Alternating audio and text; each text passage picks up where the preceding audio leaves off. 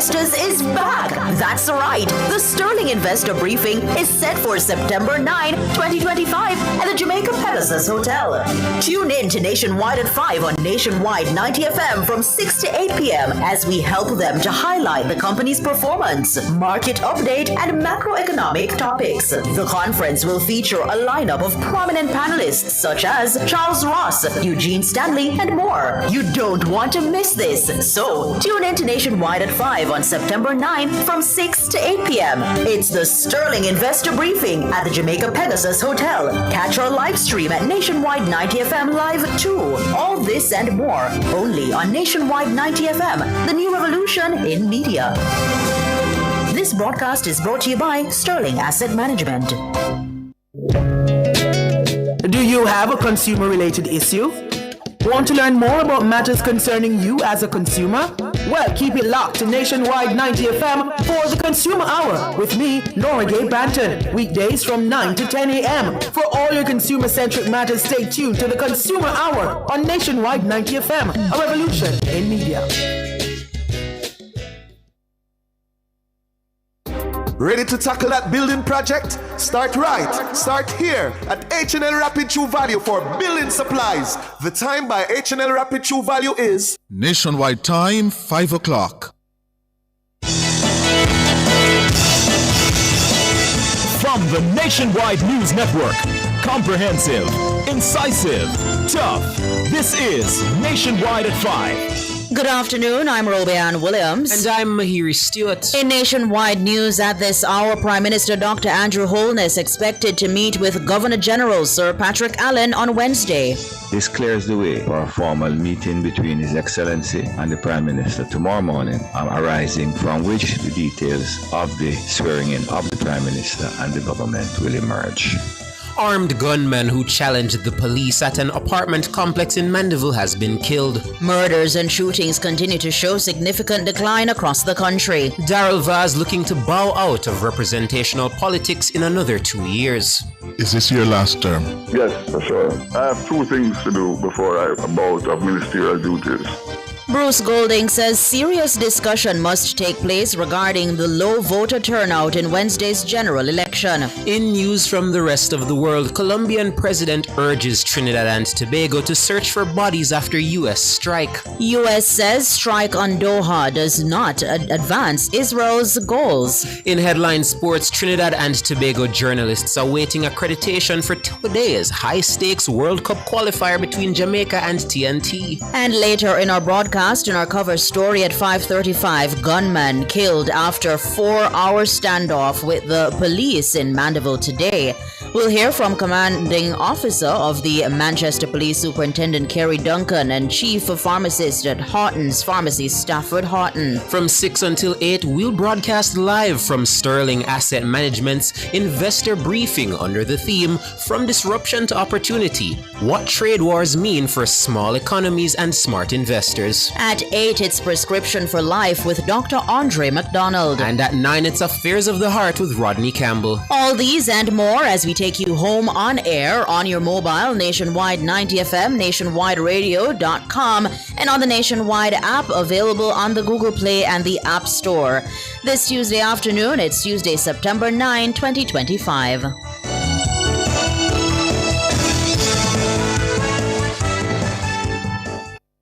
The hour is brought to you by the KFC Value Menu. Grab a chicken box, famous bowl, crunch sandwich, or small popcorn chicken with combos starting at just $620. KFC, it's finger licking good.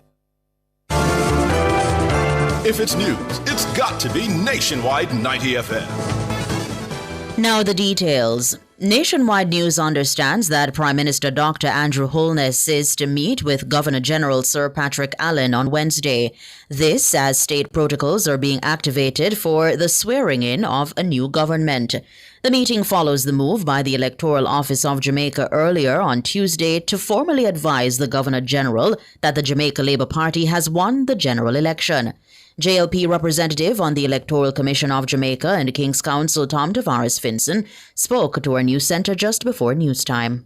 I can confirm that the Electoral Office of Jamaica has corresponded with His Excellency the Governor General to the effect that the Jamaica Labour Party secured the majority of constituencies in the September 3rd elections. This will pave the way for the swearing in of the Prime Minister and the new government. Further correspondence, of course, will follow and detail the result of those elections, but this clears the way for a formal meeting between His Excellency and the Prime Minister tomorrow morning, arising from which the details of the swearing in of the Prime Minister and the government will emerge. Tom Tavares, Finson, KC. The armed gunman who challenged the police at an apartment complex on Caledonia Road in Mandeville earlier has been killed. The over 4-hour-long standoff was led by head of the Manchester Police Division, DSP Kerry Duncan, supported by personnel from Specialized Operations and the Jamaica Defence Force. Mahiri Stewart reports. Residents and commuters in the Caledonia Road area of Mandeville were alerted by several rounds of gunshots earlier on Tuesday. This as a man was shot sometime after 7:30 a.m. The deceased is identified as Adrian Bernard, a former employee at Ebony Park Academy. Reports are that Bernard was shot multiple times as he drove a Toyota Corolla on Lower Caledonia Road. The injured man crashed into the rear of a Toyota Prado in the vicinity of the road leading to a popular auto parts store. Bernard was pronounced dead at Mandeville Regional Hospital. Sources say his shooting stemmed from a dispute over eggs. An hour following that shooting, police intelligence led the security forces to an apartment complex nearby. What ensued was a tense standoff between the suspected gunman in the first shooting, a man so far identified only by his alias, Brown Man. Alright, did you hear?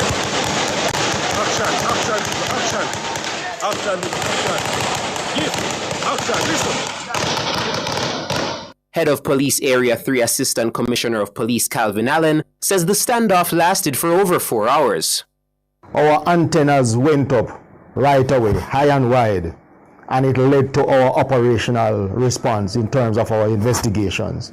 This led us to Caledonia Road, where we experienced over 4 hours of standoff from barrage of gunshots being fired at the police from this particular address. Teams from police stations across the parish were dispatched to the scene. They were later assisted by the SWAT team and members of the Jamaica Defence Force, JDF. Live streams on TikTok showed several police vehicles, SWAT vans and trucks, and JDF tankers on location. ACP Allen says efforts to get the suspect to surrender were futile. The police were very persistent in trying to get this individual to surrender. However, all those efforts failed. The building was subsequently breached, and the police, disjoint efforts between the JCF and our counterparts at the military, led to them entering the building, conducting the search, and found the suspect injured. He was taken to the hospital, and we learned that he eventually succumbed to his injuries. Mahiri Stewart for Nationwide News. Meanwhile, ACP Allen says a multi-caliber Omni hybrid rifle, a Beretta pistol, and over 450 assorted rounds have so far been seized. A multi-caliber Omni hybrid rifle capable of firing all different sorts of ammunition was recovered, as also one Beretta pistol with an extended magazine. We are still counting, but so far over 400, over 450 assorted rounds were taken from the premises. From one of the shots fired by the suspect, 2 service vehicles were damaged in terms of the glass, and splinters from one of them caused some bruises to the back of the hand of one of our officers. Assistant Commissioner of Police Calvin Allen, head of the Police Area 3. Murders and shootings continue to show significant decline across the country. The latest data published by the Jamaica Constabulary Force, JCF, show that murders are down by 42% up to Saturday, September 6. 469 homicides had been committed. That's 340 fewer than the 809 murders recorded in the corresponding period last year. In the same period, shootings also saw a major decline. The JCF says shootings declined by 34%, coming in at 482 up to September 6. St. James took the top spot with the highest drop in murders and shootings.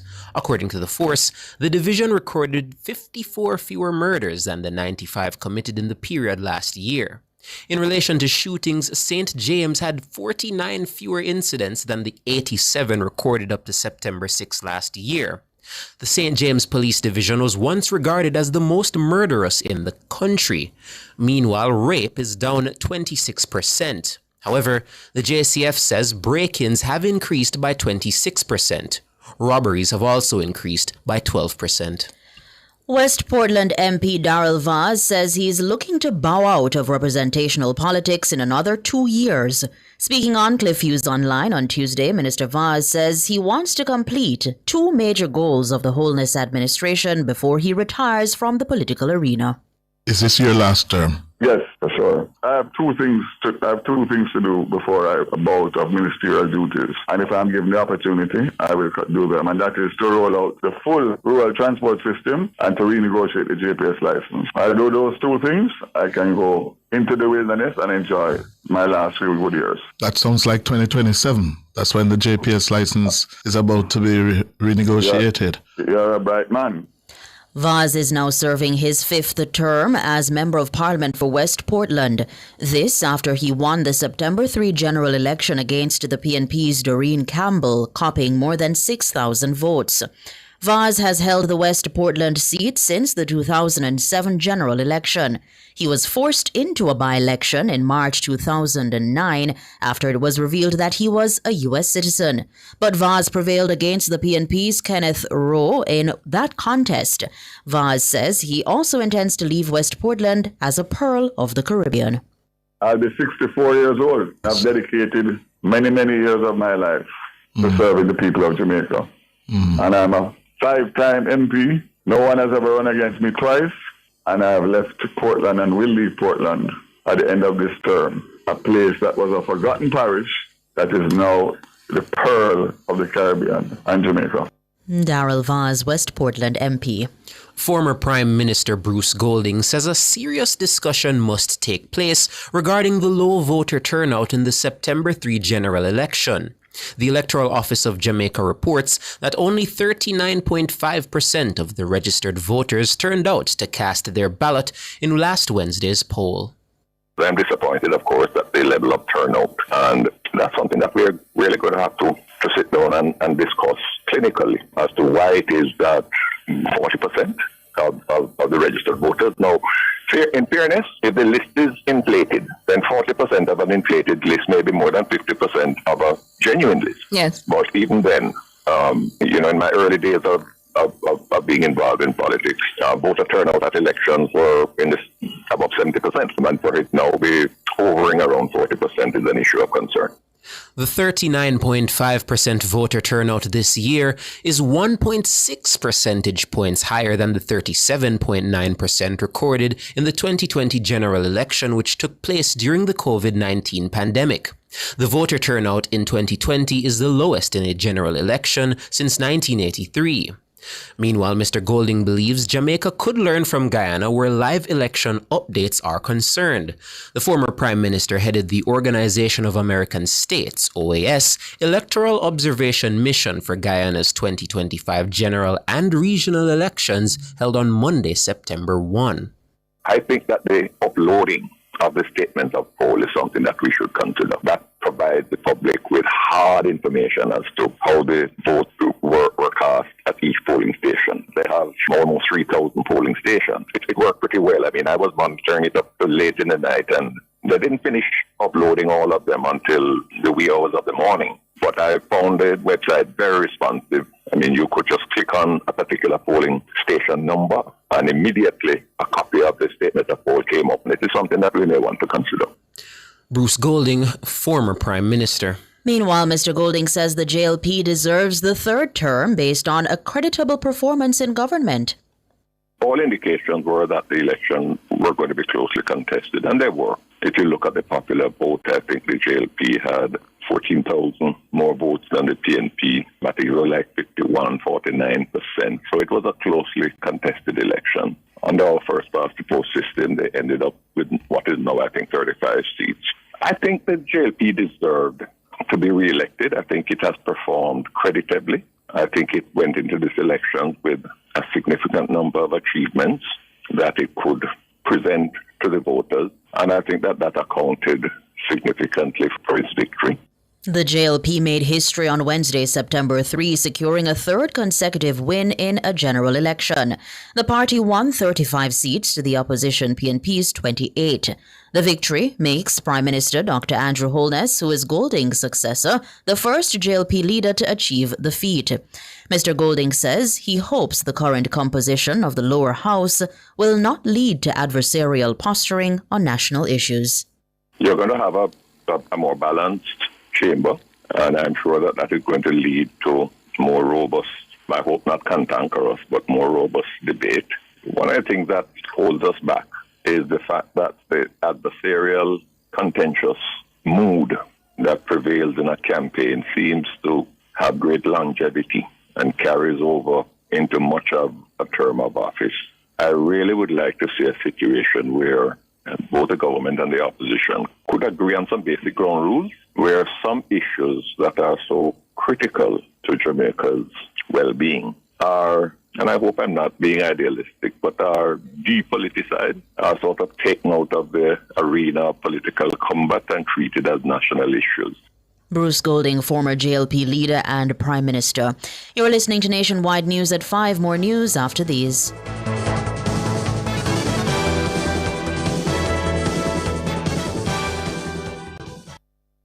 It's IQ Optical's sizzling summer sale. For this month only, get 50% off lenses when you purchase a frame. Kids get free lenses with a purchase of a frame. Make the intelligent choice with IQ Optical. Conditions apply. The time by IQ Optical is 15 minutes after 5. Rentokil Initial offers air purification solutions with triple filtration and unique auto-sensing capabilities that neutralizes malodor and replaces it with clean air. Call Rentokil Initial at 926-4236 for more details. The temperature by Rentokil is... It's 31 degrees Celsius in Kingston, 28 in Montego Bay. If a hurricane mash up your house tomorrow, would your insurance fully cover it? Many Jamaicans are underinsured and don't even know it. One hurricane and they could be paying millions out of pocket. BCIC's free property valuation tool is here to help everyone update their home's rebuilding cost. Plus, when you update your sum insured with BCIC, you'll get $5 million in free contents insurance and up to 12 months to pay. Visit bciconline.com.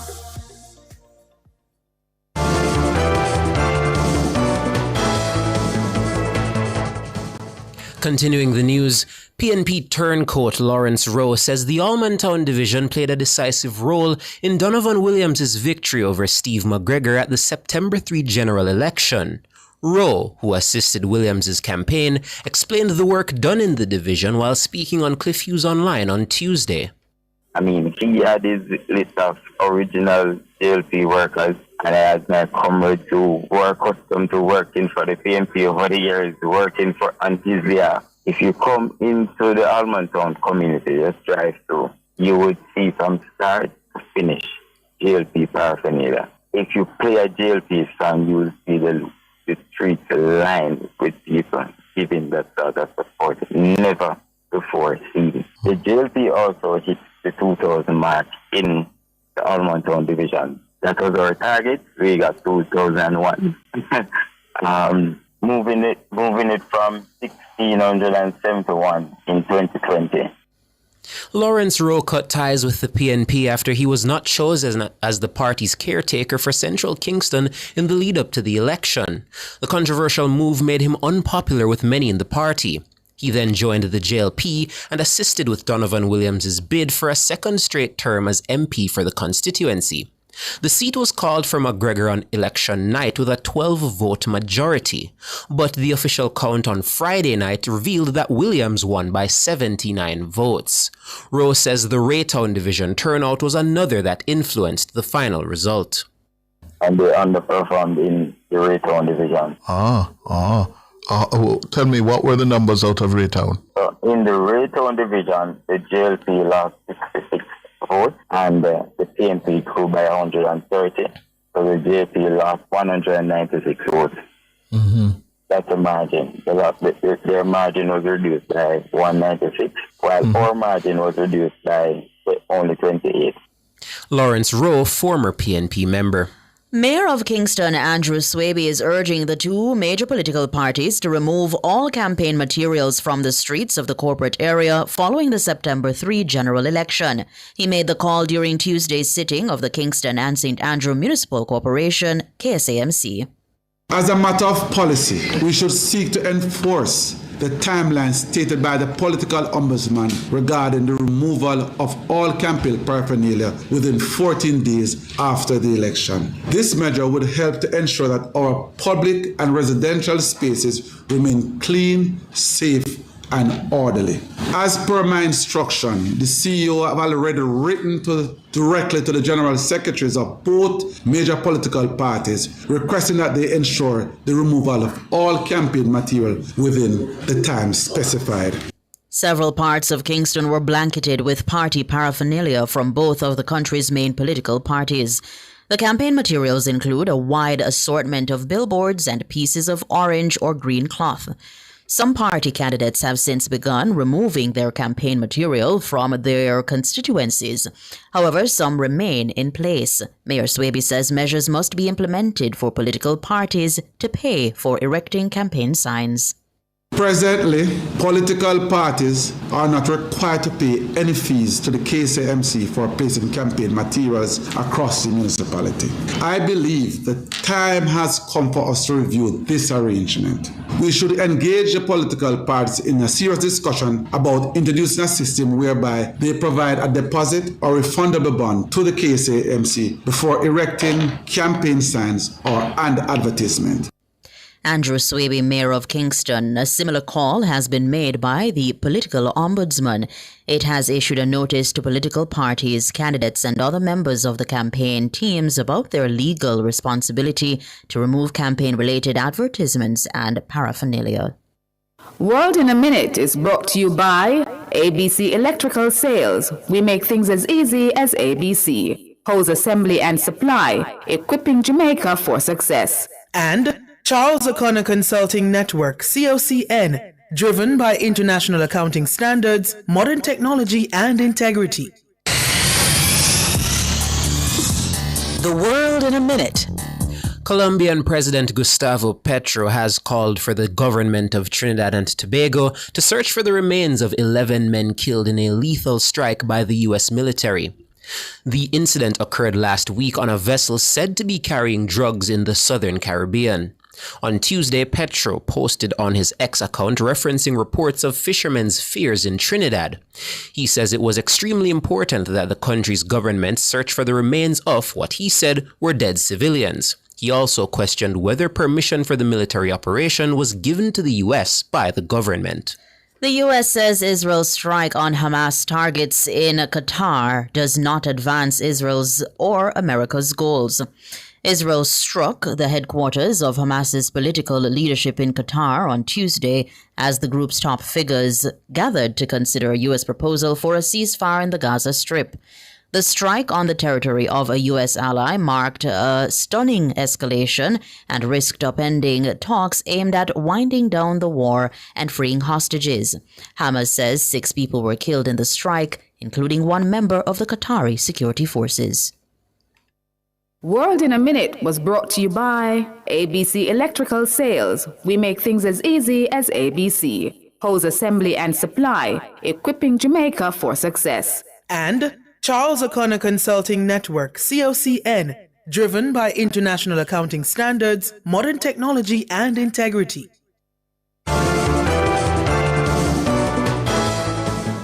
Recapping the top stories making nationwide news at this hour, Prime Minister Dr. Andrew Holness is expected to meet with Governor General Sir Patrick Allen on Wednesday. Armed gunman who challenged the police at an apartment complex in Mandeville has been killed. Murders and shootings continue to show significant decline across the country. Darrell Vaz looking to bow out of representational politics in another 2 years. I'm Roby Ann Williams. And I'm Mahiri Stewart. You can find the news on our website at www.revonews.ai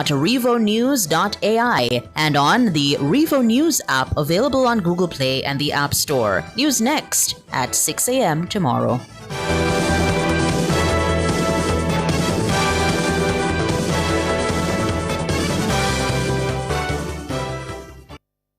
Commercial spaces for you. Parks and attractions for you. Housing and residential developments for you. Beautiful rental properties for you. Improving quality of life through infrastructure development across Jamaica for you. The Urban Development Corporation, making development happen for you. Brought to you by the Urban Development Corporation. UDC for you. This is the World Championships Athletes Profile.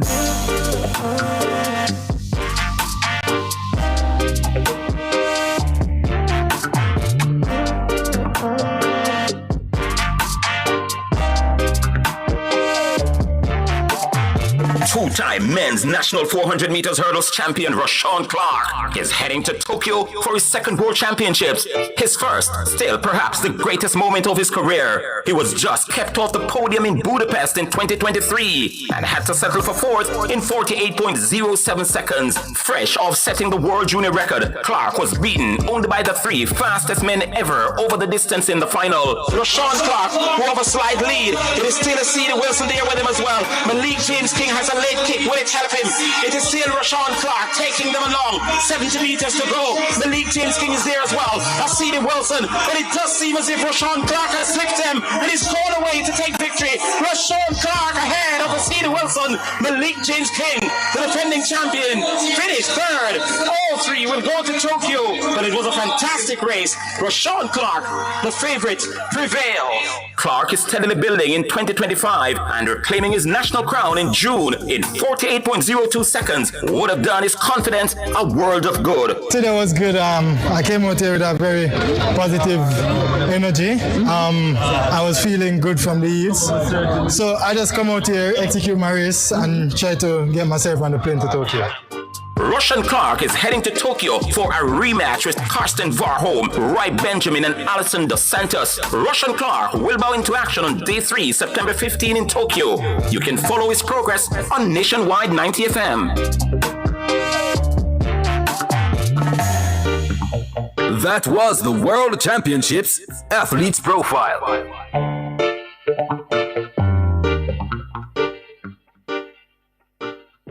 Sports at 5 is brought to you by Total Tools. Total Tools, every tool, every trade. Good afternoon with your sports report. I am Alric Swaby. We start with football. As head coach of Jamaica's national senior men's football team, Steve McLaren, is calling on the team to give another stellar performance inside the National Stadium against Caribbean rivals Trinidad and Tobago this evening at 7. The Reggae Boys are eyeing their second victory of the campaign to solidify their lead atop Group B in the ongoing FIFA World Cup qualifiers. With this Jamaican team, when it's got energy and attitude, we perform. The team to know the job and do the job, work hard, work together, cover each other, be a team, be hard to play against, but also express themselves like they did in the last game. This will be harder, this will be tougher, but we need the same kind of attitude, we need the same kind of courage, we need the same kind of organisation and discipline. Steve McLaren. Meanwhile, Andre Baptiste, Trinidad and Tobago-based reporter, earlier today shared a clip on social media stating that he and his colleagues were still awaiting media accreditation to work at the National Stadium for the FIFA World Cup qualifier between Jamaica's Reggae Boys and Trinidad and Tobago's Soca Warriors in Kingston, Jamaica. So we are 4 hours away from the kickoff, and the Trinidad and Tobago media have not received their media accreditation from the Jamaican Football Federation. Yes, people, 4 hours to go before the match, and the Trinidad and Tobago media have not received. That's Andre Baptiste. When contacted, President of the JFF, Michael Ricketts, stated that the accreditations were at the offices of the JFF waiting to be picked up by the TNT reporters. West Indies Under-19 took a 3-2 ODI series lead over Sri Lanka earlier today at the North Sound Cricket Ground in Antigua on the back of a 2-wicket victory. Callaway beats the diving backward point. They're coming back for the second. And that is victory to West Indies Under-19s. They get home by 2 wickets with 14 balls remaining. Batting first, the tourists were made 172 all out after 48 overs as Eden Racha took 3 for 37 from 9 overs. Dimantha Mahavithana top scored with 38. In reply, Irasimho Fontaine with 48 led the scoring for the West Indies. Sri Lanka's Vineshwaran Akash created trouble for the Caribbean batsman early in the innings as he took 4 for 30 from his 10 overs. Match 6 is set for Friday at the same venue. This is Nationwide's World Championships Countdown. Now, as the countdown to the World Athletics Championships Tokyo 25 continues, the topics of growth, innovation, and prioritization drove discussion at the 238th World Athletics Council meeting in Tokyo, where World Athletics President Lord Sebastian Coe reinforced the sport's key strategies for growth. Gathering in the Japanese capital ahead of the World Athletics Championships Tokyo 25, the council received updates on the next 2 years. The end of 2025 will mark the halfway point for the business strategy Pioneering Change.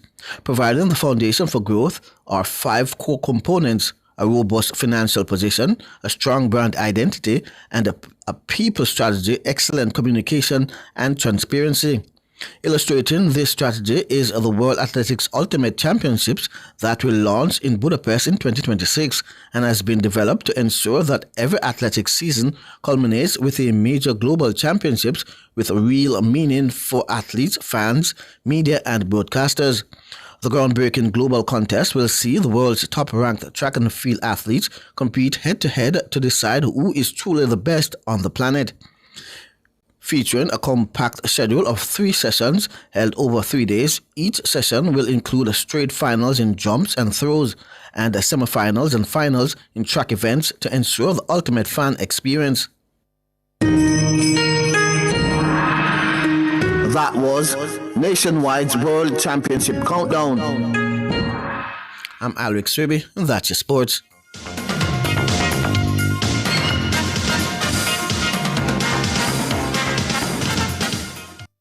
Sports at 5 was brought to you by Total Tools. Total Tools, every tool, every trade.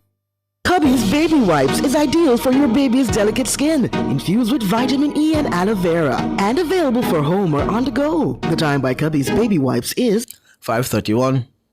From Kingston to the world, from Montego Bay to new adventures, and from Ocho Rios to endless possibilities. Wherever you're headed, we will proudly take you there. Jamaica's Airport, your global gateway. The temperature brought to you by the Airports Authority of Jamaica is 31 degrees Celsius in City Kingston and 28 in Montego Bay.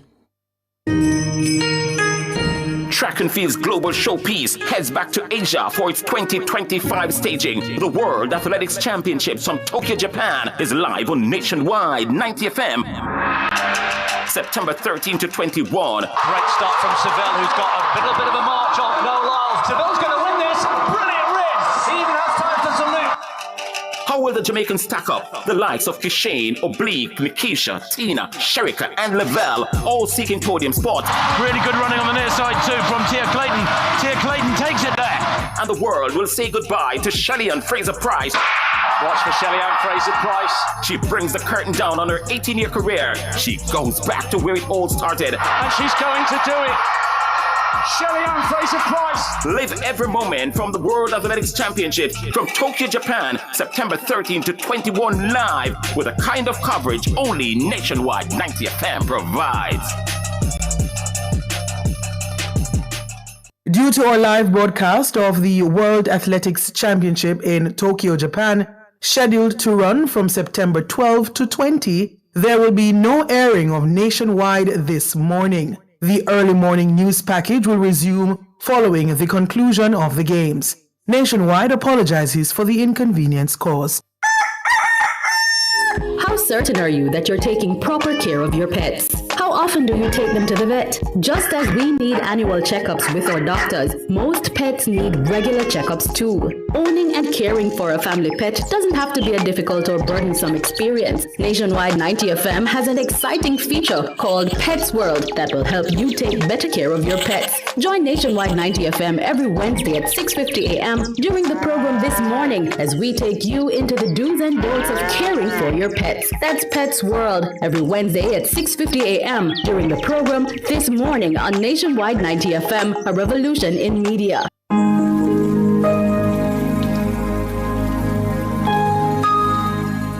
Hi there.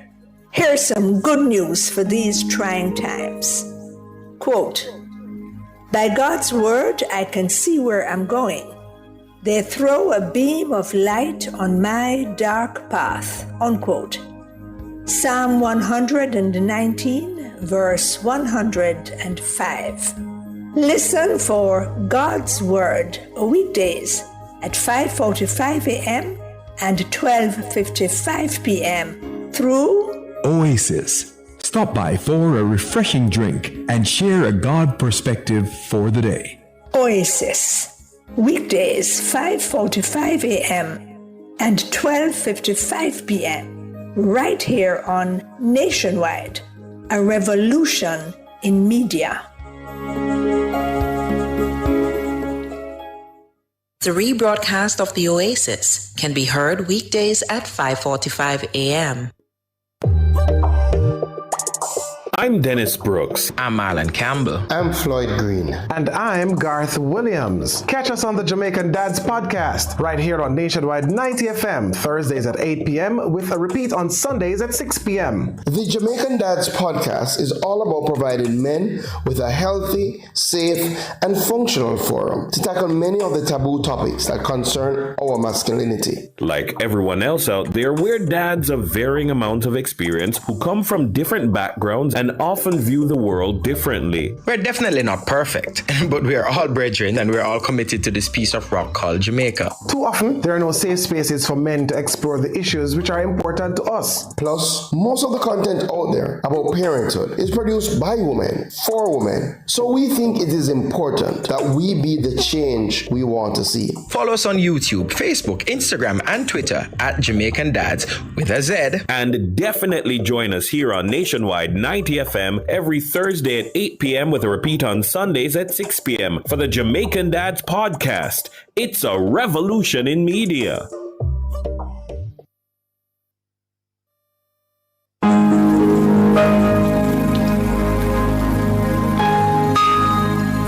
Hi there. Here's some good news for these trying times. Quote, "By God's word, I can see where I'm going. They throw a beam of light on my dark path." Unquote. Psalm 119, verse 105. Listen for God's Word weekdays at 5:45 a.m. and 12:55 p.m. through Oasis. Stop by for a refreshing drink and share a God perspective for the day.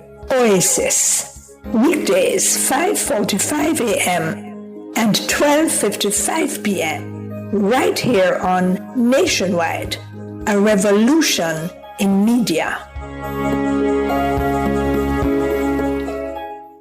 The rebroadcast of the Oasis can be heard weekdays at 5:45 a.m. Public opinion. Stop this foolish about this GLP and PMP business. We are a Jamaican. Different people. It's not a matter of a JLP or a PMP. I think it's more like where it is that you think you're comfortable, what support you can offer to make the country better. Different views. Most entertainers, they're not amenable to management, so the only thing that can ultimately structure them is the court and the prison. Public opinion. The voice of the people at 6:25 p.m. weekdays during Nationwide at 5. Tune into Nationwide at 6:25 p.m. for Public Opinion, where the people's views matter. Public Opinion is brought to you by Cleasing Industrial Supplies Limited, Industrial Automation and Control Solutions.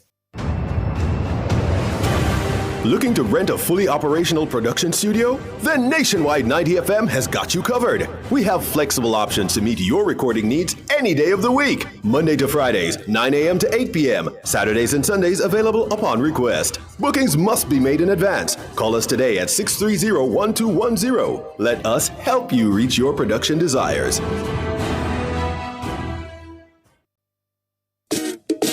It's the weekend and the youth are taking over the airwaves. Yes, we are the new voices and faces of the Talk Up You radio show. The voice of the Jamaican youth right here on Nationwide 90 FM. After a busy week of work and school, come unwind with Jamaica's #1 youth radio show. We're bringing you entertainment, fun facts, and staying true to youth development and advocacy. Catch the action each and every Saturday as we roll out buzzy segments. What say you? Youth for chat. Life skills. Global Connect. And Bust the Youth. That's the Talk Up Youth radio show. Saturdays, 11 a.m. to 1 p.m. on Nationwide 90 FM. Talk Up Youth, Miss Effie. Talk Up Youth. Don't miss it.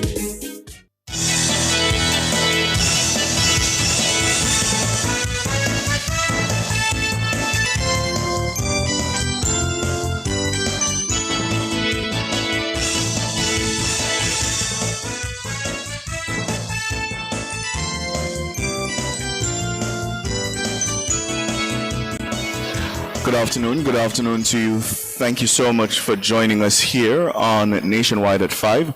It's time for the cover story. My name is Ricardo Brooks and I'm coming to you live from the Jamaica Pegasus Hotel in St. Andrew for the Sterling Asset Management Limited Investor Briefing for 2025. We'll tell you more about that a little later.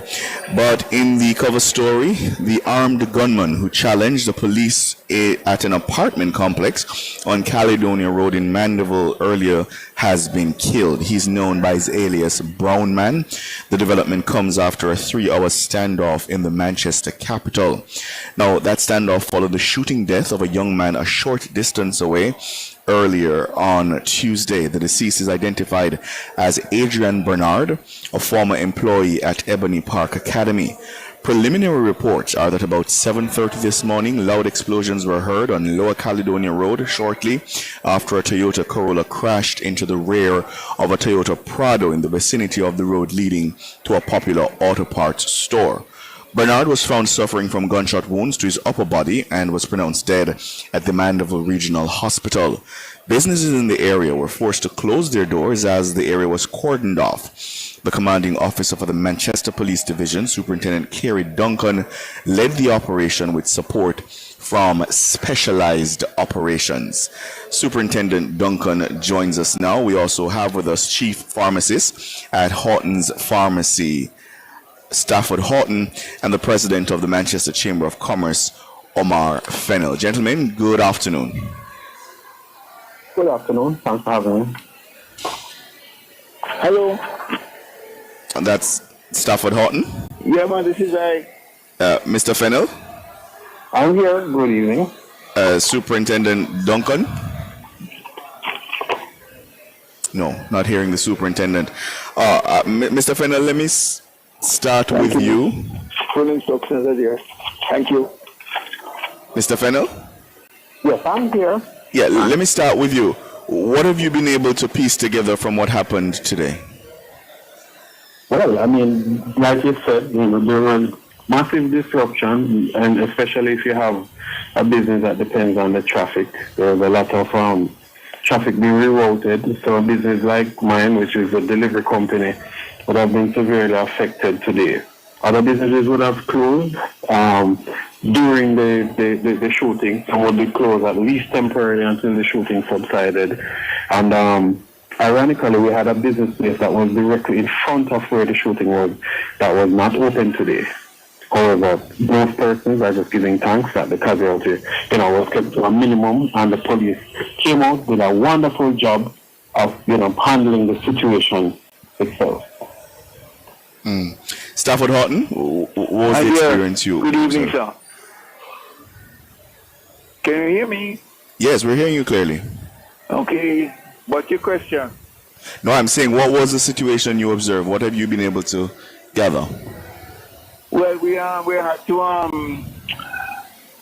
downturn in business today because persons couldn't access the plaza as readily as they needed to. But the police were quite cooperative, and we have done about half the business we normally do. The plaza was able to.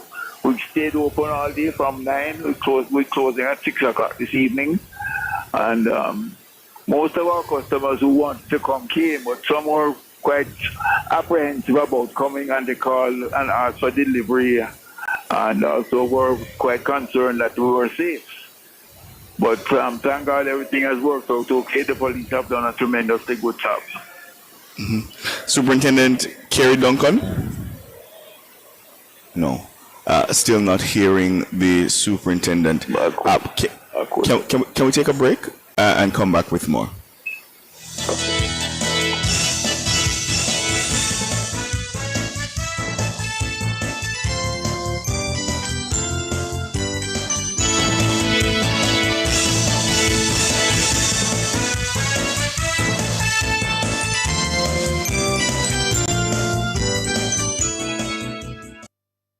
Since 1995, we've been your go-to source for everything related to billiards, amusement machines, and electronics. With locations at 1A Lindsay Terrace, Kingston 10, and the Village Plaza, Big Bridge, Savannah Lamar, we offer top-quality pool table parts and accessories, cutting-edge gaming machines, and more. We also specialize in assembly, sales, and service of amusement machines. We provide unmatched customer service, expert solutions, and products tailored to your needs. Who are we? We are Eclipse Enterprise. Telephone 876-960-3891.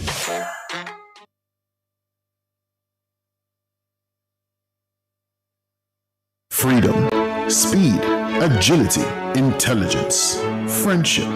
These are the hallmarks that define the dolphin, the master of the seas, and are the hallmarks that inspire Sterling Asset Management. For over 20 years, we have provided investment products that give our clients financial freedom, and our service is fast, insightful, warm, and genuine. Sterling Asset Management, intelligent investing for the intelligent investor.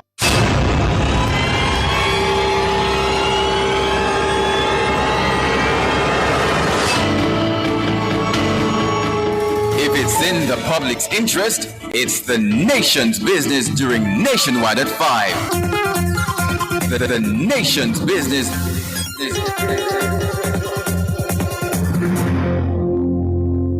The highly anticipated event for investors is back. That's right. The Sterling Investor Briefing is set for September 9, 2025 at the Jamaica Pegasus Hotel. Tune in to Nationwide at 5 on Nationwide 90 FM from 6 to 8 p.m. as we help them to highlight the company's performance, market update, and macroeconomic topics. The conference will feature a lineup of prominent panelists such as Charles Ross, Eugene Stanley, and more. You don't want to miss this. So, tune in to Nationwide at 5 on September 9 from 6 to 8 p.m. It's the Sterling Investor Briefing at the Jamaica Pegasus Hotel. Catch our live stream at Nationwide 90 FM Live 2. All this and more, only on Nationwide 90 FM, the new revolution in media. This broadcast is brought to you by Sterling Asset Management. Do you have a consumer-related issue? Want to learn more about matters concerning you as a consumer? Well, keep it locked to Nationwide 90 FM for the Consumer Hour with me, Nora Gay Banton. Weekdays from 9 to 10 a.m. For all your consumer-centric matters, stay tuned to the Consumer Hour on Nationwide 90 FM, a revolution in media.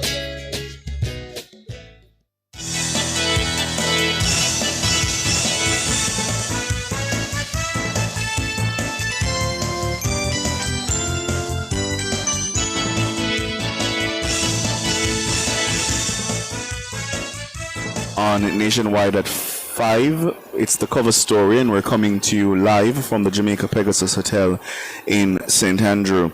We're discussing that shootout in Mandeville today.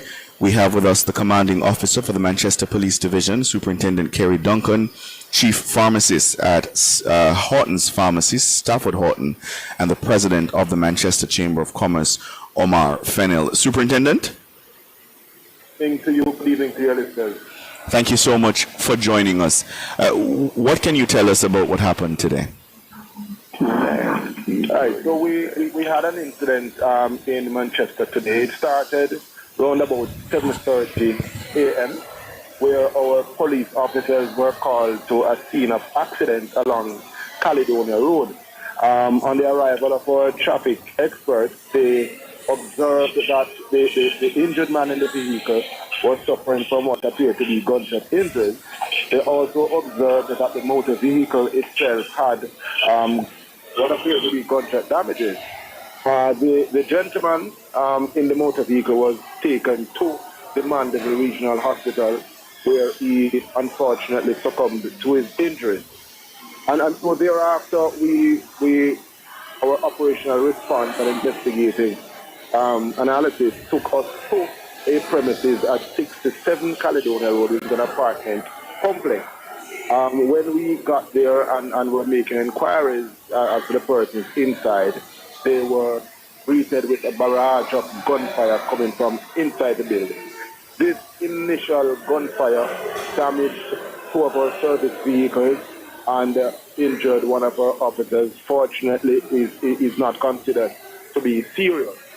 So the officers at that point called for reinforcement, and reinforcement came in all the way from our own area fugitive operation team and our local operation support team, as also our colleagues from CTOC in Kingston and our specialized operations branch, our SWAT team to be exact, as also our JDA counterpart. So on the ground at that point, there were intermittent gunfire from inside the house. This lasted for about 4 hours with constant trying to talk the suspect down to give himself up, to come out and lay down his weapons. This did not happen, and so a breach was imminent, and our teams breached the premises with the aid of our SWAT and CTOC operatives. In breaching the premises, we again were fired on by the suspect inside. At that point, our fire was returned. The suspect was shot and injured. He was subsequently taken to the Mandeville Regional Hospital, where unfortunately he succumbed to his injuries. During the canvassing of the space itself, we recovered 1 Omni hybrid multi-caliber 5.56 rifle, and this weapon is so configured in a way that it can fire various different caliber cartridges. Also several M16 magazines and 1 Beretta 9mm pistol with over 500 assorted rounds of ammunition was recovered from inside the house. And let me just understand something, Superintendent. So you described the kind of support that your men in Manchester required. What gave you the impression that you would need that kind of backup? All right, so the amount of rounds that was coming from the building, we really did not know how many persons were inside the house. What we know from our expertise and our training, that more than 1 weapon was being fired. We knew that based on our training. So we did not know the amount of persons that were inside the house. And like I said, the gunshots were raining from inside the building. When we ask for additional support, our additional support is usually to contain a situation. So what we wanted was to have adequate members on the ground in order to safely take this man from the building. And when you were originally called, you said you were called to the scene of an accident. Yes, definitely so. And then help our listeners know to understand how it escalated into the standoff that we're seeing on social media, because I don't think we're quite understanding how it moved from the scene of an accident to the massive standoff.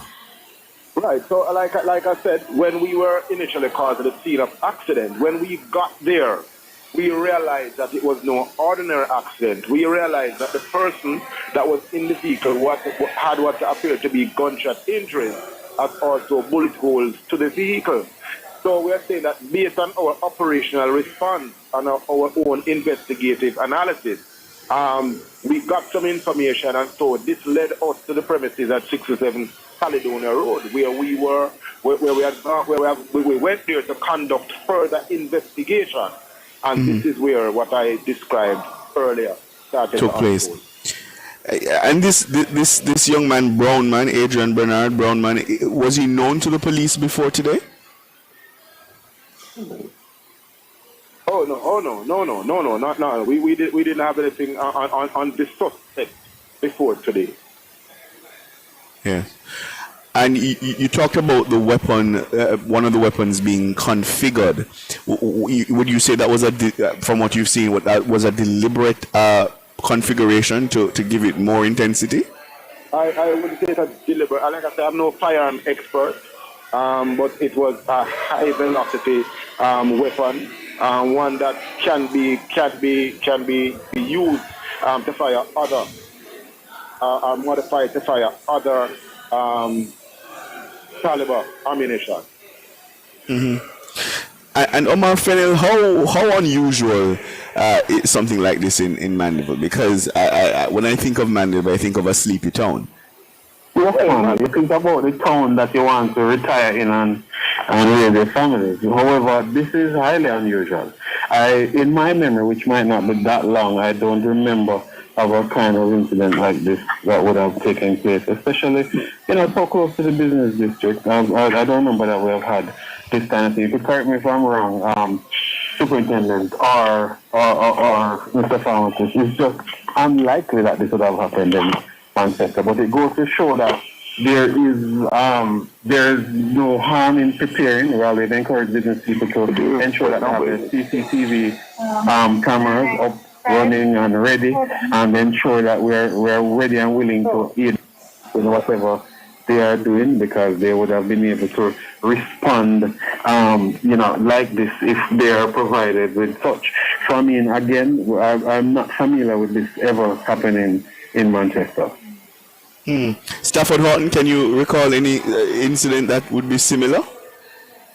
No, not really. Nothing recent. Nothing that happened has. No, nothing that I can think. Remember or recall. Superintendent Duncan, you were trying to come in just now? A very unique situation. However, I wouldn't want to concentrate too much on that. What I want you to concentrate on is the level of response by our police officers in Manchester and the level of support that we're able to get from our counterparts over there in Kingston. They got here in record time to give us the necessary support that was well needed under the circumstances. So the concentration should really be on our capabilities to respond to situations of this nature. And I'm sure the residents of Mandeville commend you and your lawmen. In terms of the general crime picture in Manchester, Superintendent, where are we as of today? I didn't hear that. I'm sorry. I'm saying in terms of the general crime picture in the parish, how is it looking as of today? All right, as of today, we are seeing a 45% reduction in our murders and a 20% reduction in our major crimes overall. And I say to you that this did not happen just by chance. This occurred based on our own strategic approach towards crime management in the parish, the level of resources that we have put and the boots that we have put on the ground to ensure that we cauterize whatever situation that may arise. And I know there were instances in the recent past where there were concerns about curfew. What's the relationship now between the police and some of the business operators in the parish? Well, our Chamber of Commerce President, I gather, is on the line, and I believe that he can speak to that. But what I can tell you from our standpoint, we believe that we are enjoying a very, very good relationship with our business communities and also our main stakeholders, our citizens. Because even when we have our curfews, most of the citizens usually is in agreement with what we are doing, because we do not do things in isolation. Everything that we do is as a result of the partnership that we have with our stakeholders, our customers, which is our main stakeholders. Mr. Fennell? Yes, if I may chime in, I can tell you that's the exact sentiment that we share. I'll go even a little further. A reduction in crime automatically leads to an increase in willingness to invest. And I can report to you this evening that more and more businesses from Kingston, from Montego Bay and other sections, outside of course, the obvious that we have the highway, which also prompted that kind of a quick response. We have persons that are coming into Mandeville, coming into Manchester and opening businesses. And we just want to commend the police and see if we can keep this partnership going, because in our eyes, the police are doing a wonderful job in Manchester. All right.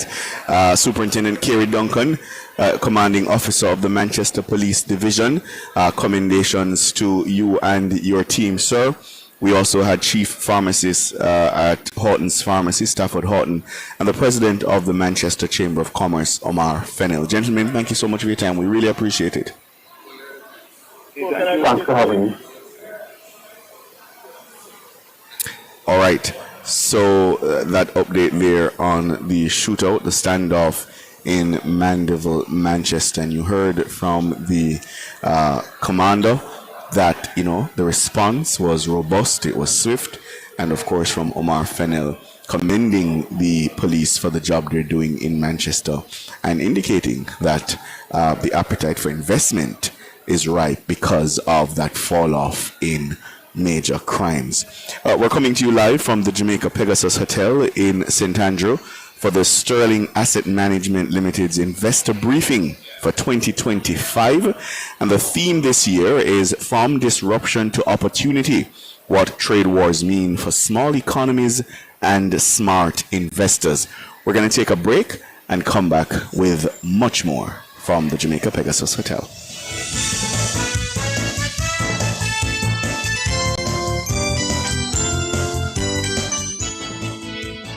The hour was brought to you by the KFC Value Menu. Grab a chicken box, famous bowl, crunch sandwich, or small popcorn chicken with combos starting at just $620. KFC, it's finger licking good. Spring into style with Unique Living. Upgrade your home with our extensive range of products. Get sleek shower panels, stylish vanities, LED and non-LED mirrors, plus kitchen sinks, closet solutions, ceiling fans, and more. Available in various finishes and sizes. Visit shop number 6, 30 Dunrobin Avenue, Kingston 10. Call 876-755-3661 or visit our website at www.uniquelivingja.com. Don't wait to spring into style with Unique Living. Freedom, speed, agility, intelligence, friendship. These are the hallmarks that define the dolphin, the master of the seas, and are the hallmarks that inspire Sterling Asset Management. For over 20 years, we have provided investment products that give our clients financial freedom, and our service is fast, insightful, warm, and genuine. Sterling Asset Management, intelligent investing for the intelligent investor. The highly anticipated event for investors is back. That's right. The Sterling Investor Briefing is set for September 9, 2025 at the Jamaica Pegasus Hotel. Tune in to Nationwide at 5 on Nationwide 90 FM from 6 to 8 p.m. as we help them to highlight the company's performance, market update, and macroeconomic topics. The conference will feature a lineup of prominent panelists such as Charles Ross, Eugene Stanley, and more. You don't want to miss this, so tune in to Nationwide at 5 on September 9 from 6 to 8 p.m. It's the Sterling Investor Briefing at the Jamaica Pegasus Hotel. Catch our live stream at Nationwide 90 FM Live 2. All this and more only on Nationwide 90 FM, the new revolution in media. This broadcast is brought to you by Sterling Asset Management. Track and Field's global showpiece heads back to Asia for its 2025 staging. The World Athletics Championships from Tokyo, Japan is live on Nationwide 90 FM. September 13 to 21. Great start from Seville, who's got a little bit of a march on Noel Lyles. Seville's going to win this. Brilliant race. He even has time to salute. How will the Jamaicans stack up? The likes of Kishane, Oblique, Nikisha, Tina, Sherika, and Lavelle all seeking podium spots. Really good running on the near side too from Tia Clayton. Tia Clayton takes it there. And the world will say goodbye to Shelly-Ann Fraser-Pryce. Watch for Shelly-Ann Fraser-Pryce. She brings the curtain down on her 18-year career. She goes back to where it all started. And she's going to do it. Shelly-Ann Fraser-Pryce. Live every moment from the World Athletics Championships from Tokyo, Japan, September 13 to 21 live with a kind of coverage only Nationwide 90 FM provides. Due to our live broadcast of the World Athletics Championship in Tokyo, Japan, scheduled to run from September 12 to 20, there will be no airing of Nationwide this morning. The early morning news package will resume following the conclusion of the games. Nationwide apologizes for the inconvenience caused.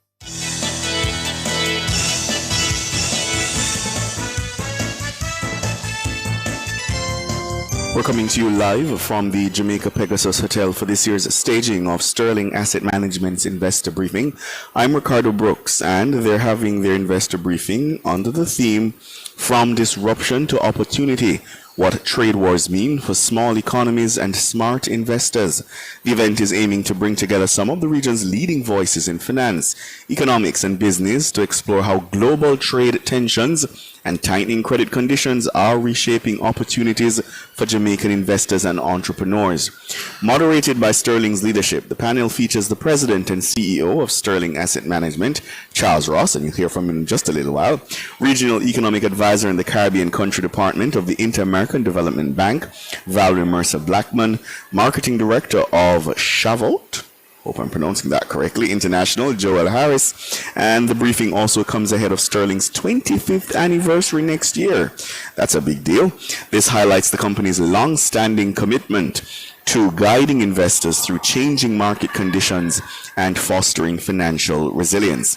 The primary objectives of this briefing are to provide practical insights into balancing risk and diversification, leveraging policy changes, and seizing opportunities in international markets. From Ross's expert take on building resilient, growth-oriented portfolios to Mercer-Blackman's policy-focused strategies for boosting exports and Harris's first-hand lessons on navigating tariffs and trade policies as an exporter, the session is seeking to highlight actionable solutions for both institutional and everyday investors.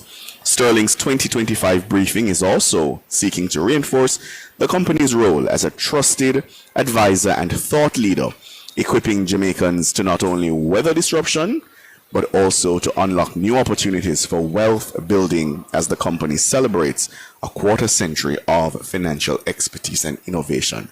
So, for the next 2 hours, this is going to be intelligent radio, yeah? And we want you to pay close attention because the lineup, the panelists, are going to be dropping some gems. I have with me now the president and CEO of Sterling Asset Management, Charles Ross, and the vice president of Fixed Income and Foreign Exchange at Sterling Asset Management, Eugene Stanley. Gentlemen, good afternoon. Good afternoon, Ricardo. Thank you so much for being with me. Let me start as I always do. And I say always, this is just my second time being, but let me start as I did last year by asking, what is Sterling Asset Management and what do you do? Okay, we are a licensed securities dealer and we cater mainly to people looking for medium to long-term fixed income investments. And we specialize in US dollars because that holds its value over the medium to long term. And in the global marketplace, there's a wide variety of securities available so that you can really fit securities to whatever the investment risk appetite and investment horizon is, that particular investor may have. Mm. And I'm told that you've reported strong growth despite the challenging market conditions. What are the factors that you would say are to be credited for that kind of resilience? Well, one of the things that we do is that we look ahead of the market and we look at the global macro environment, particularly in the US, and we try to anticipate the trends in interest rates and economic activity. And I think that we were able to position ourselves very well last year when there was quite a lot of disruption in the market. And there were very attractive yields available from pretty high quality securities. We were able to position ourselves in them. And so this year we're really reaping the benefits of that. How do you do that kind of predicting, anticipating in this kind of volatile environment? And I'm thinking of who sits in the White House now and sometimes the pressure that he tries to bring to bear on the Fed. How do you do that kind of predicting? I don't know, Eugene. Yeah, sure. Sure. It's not easy, but we have experience on our side. We've been doing this for many years. And we've also been through many cycles. We've been through low interest rate cycles. We've been through high interest rate cycles. But invariably, what we tend to do, we look, as Charles mentioned, we look at the interest rate outlook.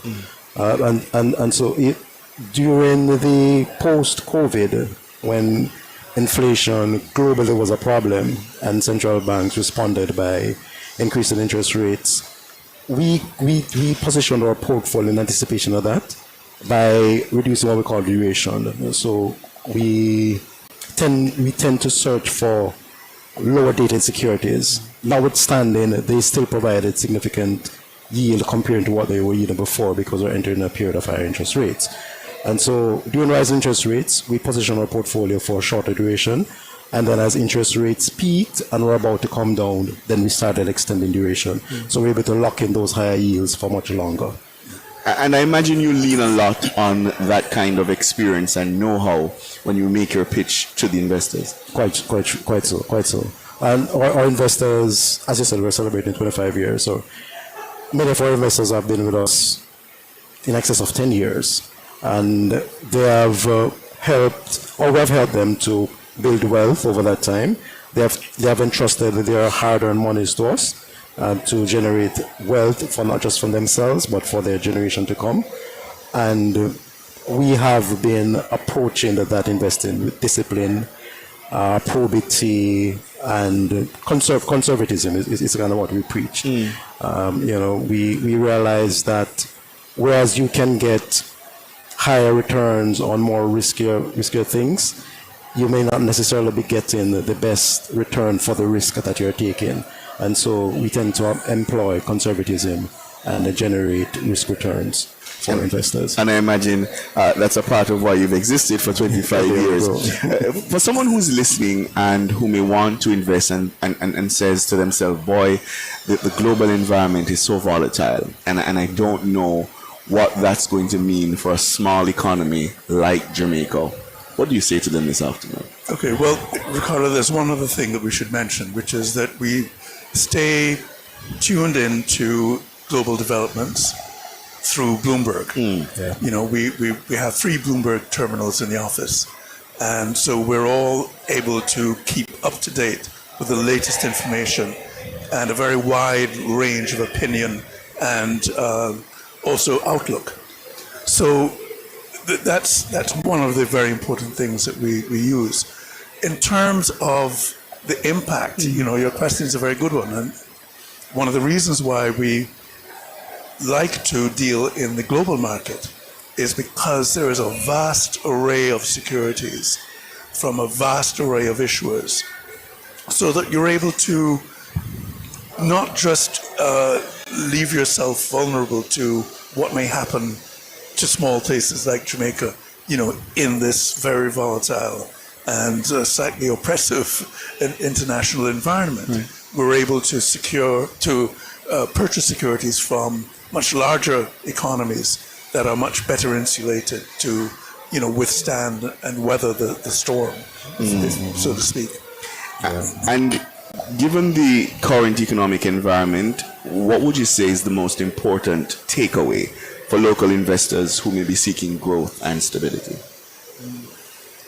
Well, let me take a bite of that first, Charles. One thing I would say for investors is try not to pay too much attention to the short-term noise or short-term headlines, because the truth is short-term headlines... Isn't that hard to do? It is hard, but it becomes easier if you think long-term and you focus on the medium to long-term investing, which is what we stress for investors. And so with that kind of mindset, you don't worry too much about what's happening short-term. What you do with short-term, and interestingly, you kind of look forward to those kind of short-term noise and gyrations in the market, because then they provide you with opportunities to add to your long-term portfolio. So you can acquire assets at better value, cheaper, and you can lock in your returns for longer. So you're not necessarily going to rush and sell your good quality investments because there are trade wars or there are wars around. The truth is, they've always been around. Wars have always been around. We've survived, and they will continue to be around. So as long as you maintain that long-term investment focus and use those short-term gyrations to add to your portfolio, then you will be building wealth for the future. Yeah. How are you leaning into celebrating 25 years as a milestone in shaping your outlook for investors? Well, that's a very good question, and it's one that we've put to our marketing team. I think Tony will actually speak some more about that as well. If you talk to Tony Ann later, maybe she'll expound. But yes, it is a very important milestone, and we are in the process of preparing ourselves for it and really planning to give our clients a good time and recognize them especially in that year. All right. For my listeners and my viewers, what can they expect from the panel discussions that we will hear this evening? Well, as you mentioned in your introduction, we're going to hear from somebody who's on the front line.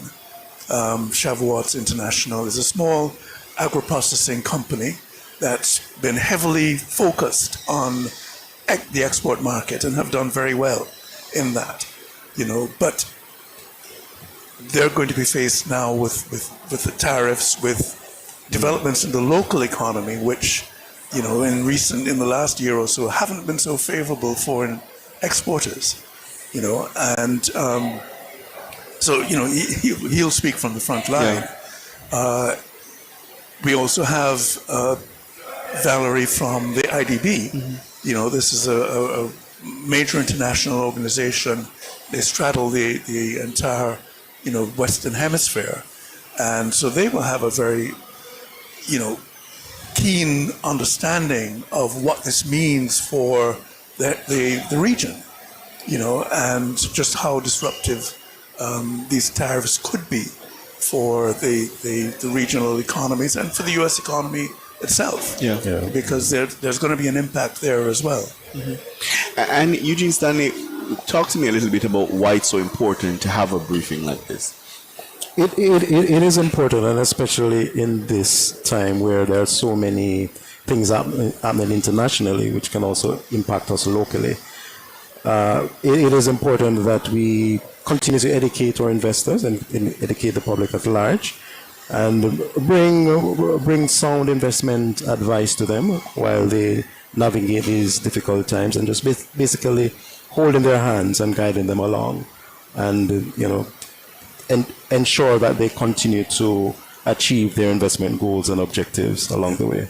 Yeah, and Ricardo, you asked the very question earlier, just a while ago, how do you ignore the noise in all of this? And that's a really important question, because everybody is subject to that noise, and it gets amplified, and it can really be disturbing for people who, are looking to the medium to long term. They have their investments which they're relying on for their income and sustenance. Right. And, there's a lot of it's always the bad news, that's making the headlines. That's all I see, bad news. So this is part of our effort to help them look beyond that, and to reassure them about, what we're doing and what they should be doing. And in that environment of, jitters, noise, what sets Sterling apart? Why shouldn't investors consider somebody else? Well, we kind of touched on that earlier. For one, we've been around a very long time, and we've been doing this, this song for a very long time as well. We have been specializing in US dollar investment since inception. There are very few companies in Jamaica, financial house in Jamaica, that actually does that, and so we have that as to our advantage. As Charles also mentioned, we have a very robust research program in place. We access a lot of information through Bloomberg, and that's how we actually keep in touch with the markets. But we also have a very strong investor broker network, which we also rely on, for guidance, for asset selection, and that kind of thing. So it's a partnership that we have developed over the years, and we continue to bring sound investment advice and sound financial products to our investors. All right. And obviously 25 years, they couldn't have been flooding it for all that time. So there's obviously a lot of truth to it. Charles Ross is the president and CEO of Sterling Asset Management Limited. Eugene Stanley is the vice president of Fixed Income and Foreign Exchange. Gentlemen, thank you so much. Really appreciate it. Thank you, Ricardo. All right. We're going to take a break, and we'll have much more from the Jamaica Pegasus Hotel. It's the Sterling Asset Management Investor Briefing for 2025. Soon come.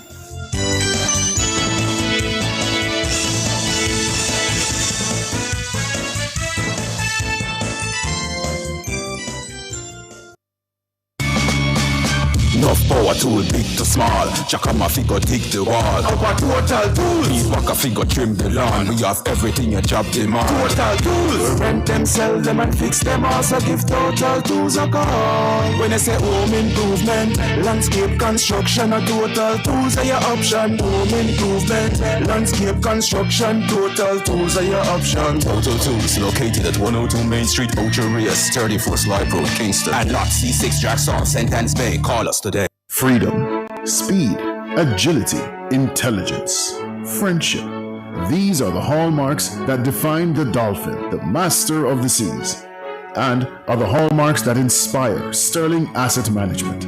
For over 20 years, we have provided investment products that give our clients financial freedom, and our service is fast, insightful, warm, and genuine. Sterling Asset Management, intelligent investing for the intelligent investor. Want to reduce your high electricity bills? Then Peak Energy has the solution for you. From grid-tied to hybrid solar inverters with full lithium-ion battery pack. Installation and maintenance packages available. Visit us at Shop 1, 3 Mosquito Valley Road, Red Hill, St. Andrew. Call 876-279-8820 or 944-0668. Or email us at peakenergysolutionsja@gmail.com. Peak Energy for everything solar. All roads lead to Pop Fashion, 54 to 56 Barnett Street, Montego Bay. We're having a back-to-school special from now until September 12. Yes, from now until September 12, we stock all your back-to-school items. Seagull backpack with lunch bag, Seagull school shoes, and hardcover books. We also have white blouse and boys' khaki suits. If you don't see what you want, ask for it or just run upstairs. We're open from 9 a.m. to 8 p.m. Monday to Saturday. Follow us at TikTok Pop Fashion or down to Pop Fashion, 54 to 56 Barnett Street, Montego Bay for great deals. Remember, special ends September 12. Pop Fashion, your back-to-school one-stop shop. This is the World Championships Athletes Profile. Step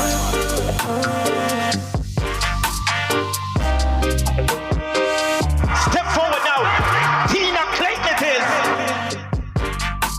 Tina Clayton have been ripping it up. Tina Clayton heads to her first World Senior Championships as the national champion of Jamaica. Bang out quickly, Fraser Price is out well. So to Tina Clayton. Tina Clayton comes forward. So to the Shericka Jackson. Tina pulls up. Tina's still there. Tina Clayton. Shericka Jackson and Shelly and Fraser Price. Tina Clayton gets the win this evening. An injury ravaged 2024 forced her to sit on the sidelines and watched as her twin sister Tia captured the headlines at her first global event, the Olympic Games in Paris. Tina is without question at the forefront of a group set to take Jamaica's female sprinting into the future. Well, every athlete who wears that yellow vest in the sprints for Jamaica carries a certain responsibility, and at the moment Tina Clayton's carrying it very well, that she's a metre clear of the rest. There can be no better place to start than at the World Championships. In addition to beating the likes of Shelly and Fraser Price and Shericka Jackson at the Nationals, Tina finished a creditable second at a meet in Hungary against world-class field. Tina has got the two premier female sprinters in the world today in her sights, Melissa Jefferson Wooden and the Olympic champion Julian Alfred. To stay healthy, that's the main focus for me. I feel really great, and I think everything that have happened this year is based on the setbacks that I had over the years. And sometimes, you know, when things ain't going right, you want to give up, but there's always a little voice to not give up. The 20-year-old bows into action on the first day of competition in Japan. Clayton there in lane 5. God bless got away well, but now Clayton's well into a running. Jackson's got something to do, but it's going to be Clayton who's running away from the field, and she's won this in emphatic fashion. You can follow her progress on Nationwide 90 FM.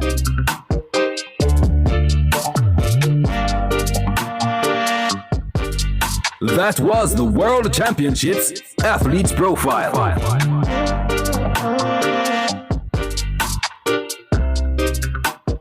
It's Monday, get over your blues. Or Tuesday, Wednesday, Thursday, Friday. The E-Zone is here for you. With this thing I want to be. And Karim Boyating from 3 to 5 p.m. on Nationwide 90 FM. We've got your entertainment news. Then we want to hear your views. Why you say? Jump in the mix. Or the hot seat. Don't miss our brainbusters. Or the crazy giveaways. Let's talk fashion. Send us your outfit of the day. Ooh, cutesy. Very demure. Are you looking for love?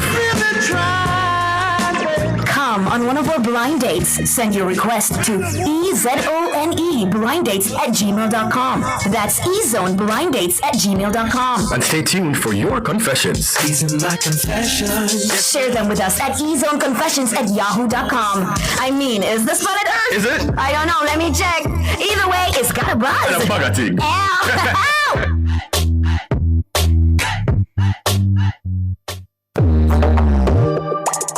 I'm Dennis Brooks. I'm Alan Campbell. I'm Floyd Green. And I'm Garth Williams. Catch us on the Jamaican Dads podcast right here on Nationwide 90 FM, Thursdays at 8 p.m. with a repeat on Sundays at 6 p.m. The Jamaican Dads podcast is all about providing men with a healthy, safe, and functional forum to tackle many of the taboo topics that concern our masculinity. Like everyone else out there, we're dads of varying amounts of experience who come from different backgrounds and often view the world differently. We're definitely not perfect, but we're all brethren and we're all committed to this piece of rock called Jamaica. Too often, there are no safe spaces for men to explore the issues which are important to us. Plus, most of the content out there about parenthood is produced by women, for women. So we think it is important that we be the change we want to see. Follow us on YouTube, Facebook, Instagram, and Twitter at Jamaican Dads with a Z. And definitely join us here on Nationwide 90 FM every Thursday at 8 p.m. with a repeat on Sundays at 6 p.m. for the Jamaican Dads podcast.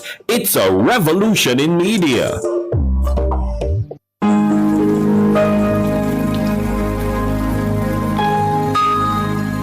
Hi there. Here's some good news for these trying times. Quote, "By God's word, I can see where I'm going. They throw a beam of light on my dark path." Unquote. Psalm 119, verse 105. Listen for God's Word weekdays at 5:45 a.m. and 12:55 p.m. through Oasis. Stop by for a refreshing drink and share a God perspective for the day. Oasis, weekdays 5:45 a.m. and 12:55 p.m. right here on Nationwide, a revolution in media. The rebroadcast of the Oasis can be heard weekdays at 5:45 a.m.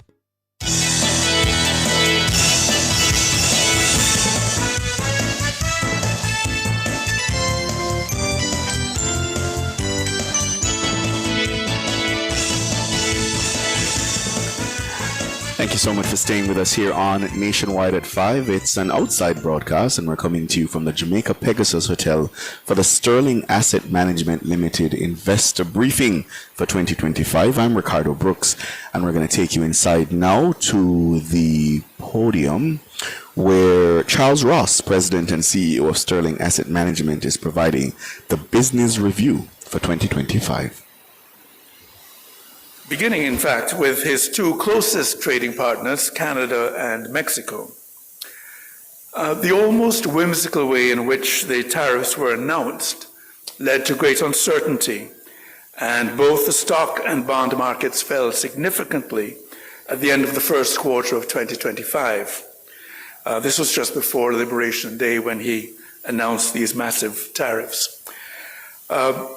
However, there was a steady recovery in the second quarter because it became clear that the actual tariffs were going to be much lower than the amounts that were initially threatened, even though they would still be much higher than they had been for the last 20 years or more. In fact, tariff levels in the US are now at the highest level since the Great Depression of the 1930s. And they're about 8 times higher than they were before the Trump administration took office.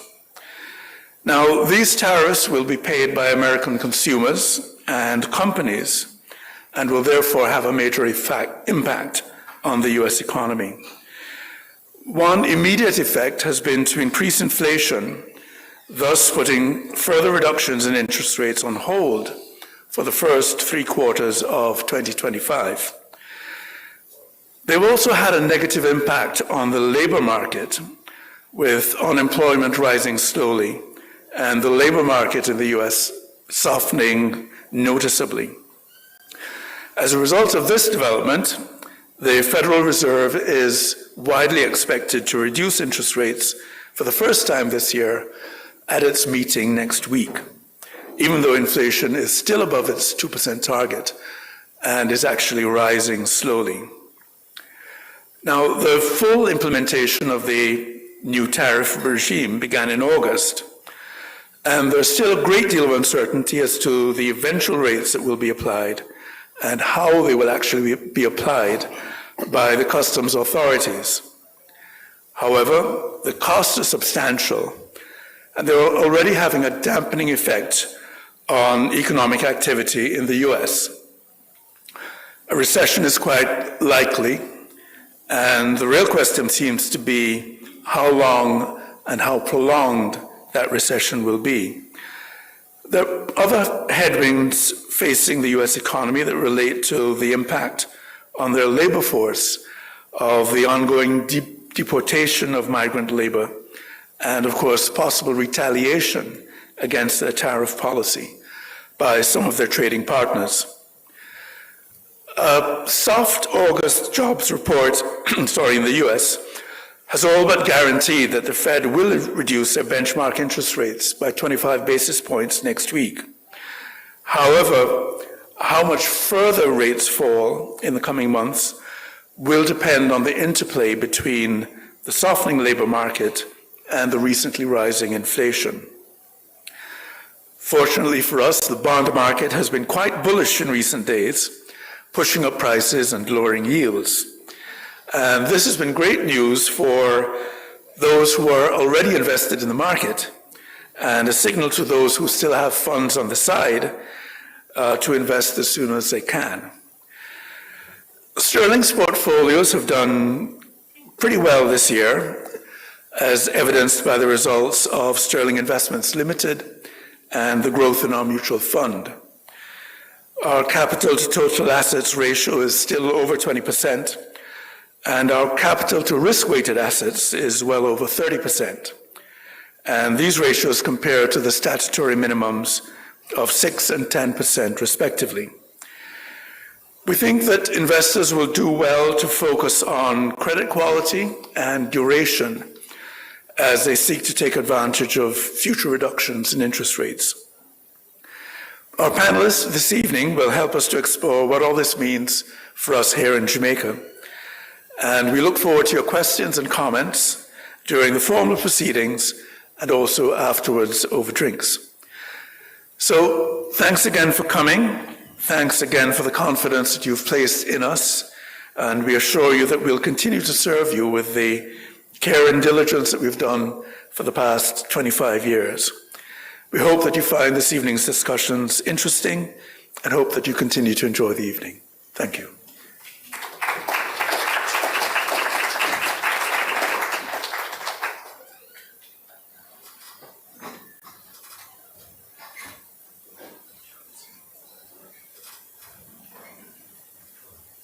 Thank you, Charles. So good evening, everybody. My name is Marian Amar. I am the Vice President of Trading and Securities at Sterling Asset Management. I have the pleasure of moderating our panel discussion this evening at the investor briefing. I would just like to say a very special welcome to our listeners on Nationwide News, and of course, extend a very warm welcome to everyone who is here in person at the Pegasus this evening. Thanks for joining us, and as Charles said, braving the traffic to come to New Kingston. So for those of you who are new to the event, each year Sterling hosts an investor briefing where we look at a number of things. We try to look at the local economy, what's going on in the global economy, form some assessment of the economic and growth outlook. We also try to figure out how we can get more growth locally, and ultimately, of course, the implications for investors. So you would think that maybe after 20 years of doing this, it would get easier to predict the future. But incidentally, it really doesn't. Particularly in 2025, here we are, globally in the middle of a trade war and heightened geopolitical tensions. Locally, we just had a big election, and economic growth has also been pretty elusive. So we have a lot to talk about this evening, and we'll be delving into these issues under the topic, what trade wars mean for small economies and smart investors. We'll have a 30-minute discussion among the panel, followed by a Q&A from the audience, so please get your questions ready. Now, giving us their best crystal ball insights this evening are our three panelists, and please indulge me for a few minutes while I introduce them. So to my furthest left is Mrs. Valerie Mercer-Blackmon, the Regional Economic Advisor for the Caribbean Country Department at the IDB. Valerie is an economist with over 3 decades of experience across many different roles at the Asian Development Bank, the IDB, and the IMF. She has focused extensively on fiscal policy and development strategies across Latin America, the Caribbean, South Asia, and Southeast Asia. So she's very well positioned to participate in our discussion tonight, and we're eager to hear from her. Thanks for being here, Valerie.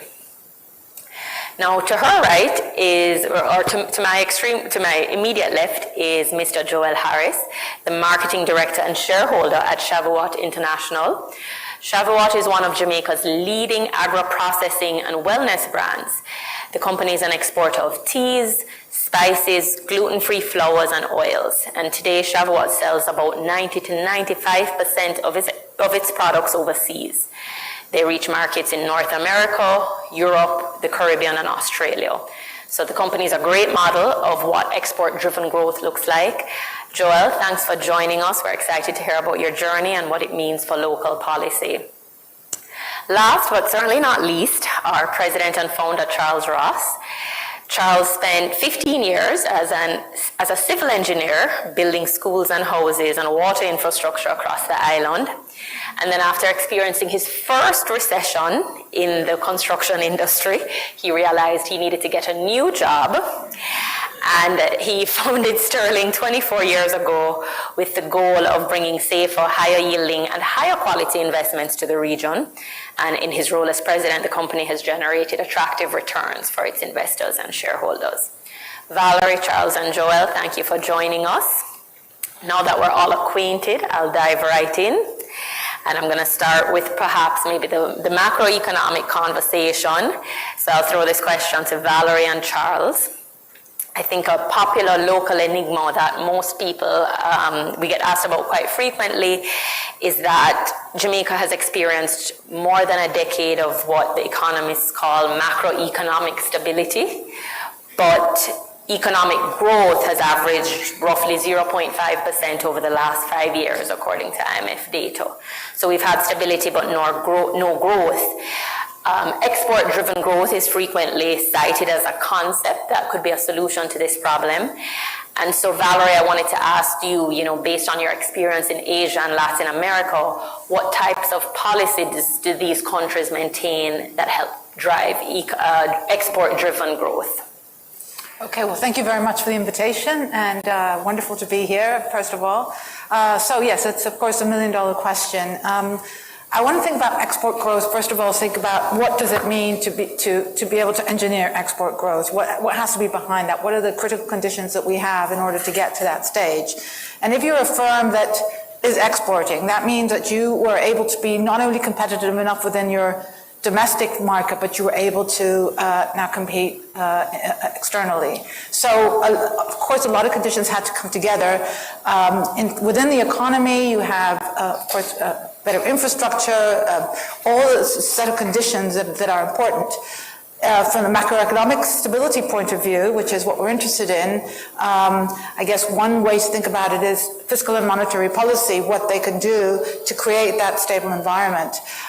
In terms of monetary policy, well, of course, if you have high inflation, that creates a lot of instability. It creates noise for investors, and of course, by high inflation, it's going to raise the costs for business. From the point of view of the fiscal policies that you could have, and I just want to sort of step back a little bit. I used to work in Jamaica in 2012 and 2013, and I have really witnessed a miracle. This was at a time when I know the debt management office was barely trying to make ends meet to the next day, and now we're in this wonderful situation. So this fiscal consolidation has created this institutional strength, and sort of this shown the world that Jamaica has gotten to a level in which it can create that macroeconomic stability. And we're at the stage in which we really can start thinking about, okay, now we have some funds that we don't have to use to pay our debt, but actually to invest in the economy. So that setting of the stage towards that level is absolutely essential. And then, of course, you have the types of investments you need, infrastructure, and an environment where even though you will, for example, have to have taxes, where you have a stable tax regime. In other words, the government is not constantly changing taxes or giving some firms more preference to others, or there's an idea that you're going to have, if I have to pay 25% every year, that's it, I pay it, and I can at least have that sort of stability, and that sort of certainty, we should say. And there's a lot of other things, like, for example, trying to promote trade. The government can also have foreign direct investment promotion agencies. Speaking of some of my experience in Latin America and East Asia, they have been very successful in places like Malaysia, for example, in bringing investors in finding out what it is that investors need, and in making the experience being a better host, shall we say. So it's foreign investment. So those are some of the things that are needed, I would say. Thanks, I appreciate that, Valerie. It was good context on the fiscal policy side as well, investing more in infrastructure and also on the FDI. And I think one of the things that really confounds us about Jamaica is that, so we've had this stability and the fiscal consolidation for some time, and there have been periods in our past where FDI has been, a good percent of GDP, but we still haven't been able to generate growth. Would there be anything on the monetary policy side that you have observed in other countries that may or may not be different to what we're doing here in Jamaica? On the monetary policy side, again, I think what the monetary policy's role in helping, for example, export growth is really just creating an environment of stability. How do you do that? For example, an independent central bank. The central bank has to be focused on making sure that they maintain inflation, that they don't have to suddenly raise interest rates, that they can somehow control the business cycle. So that's something, I mean, it seems like an indirect effect in that they're not directly working, for example, with the investors, but that is absolutely an essential condition. From the point of view of monetary policy. There's also financial stability. We know that the central bank has a role as doing what we call macroprudential policies, which essentially mean ensuring that we don't get into credit booms, that the sort of regulations towards mortgages and other types of loans are being properly done, that there are not too many non-performing loans in the system, for example, that could then lead you to a potential financial crisis. So that's a very important part of should we say, the role of the central bank, which is the main monetary policy institution. Okay, thanks. Charles, would you like to add anything to that? Well, the one thing I'd like to speak to maybe it's not on. Is the point that Valerie mentioned about inflation. The one thing that's going to drive exporters out of business is higher local inflation than our trading partners.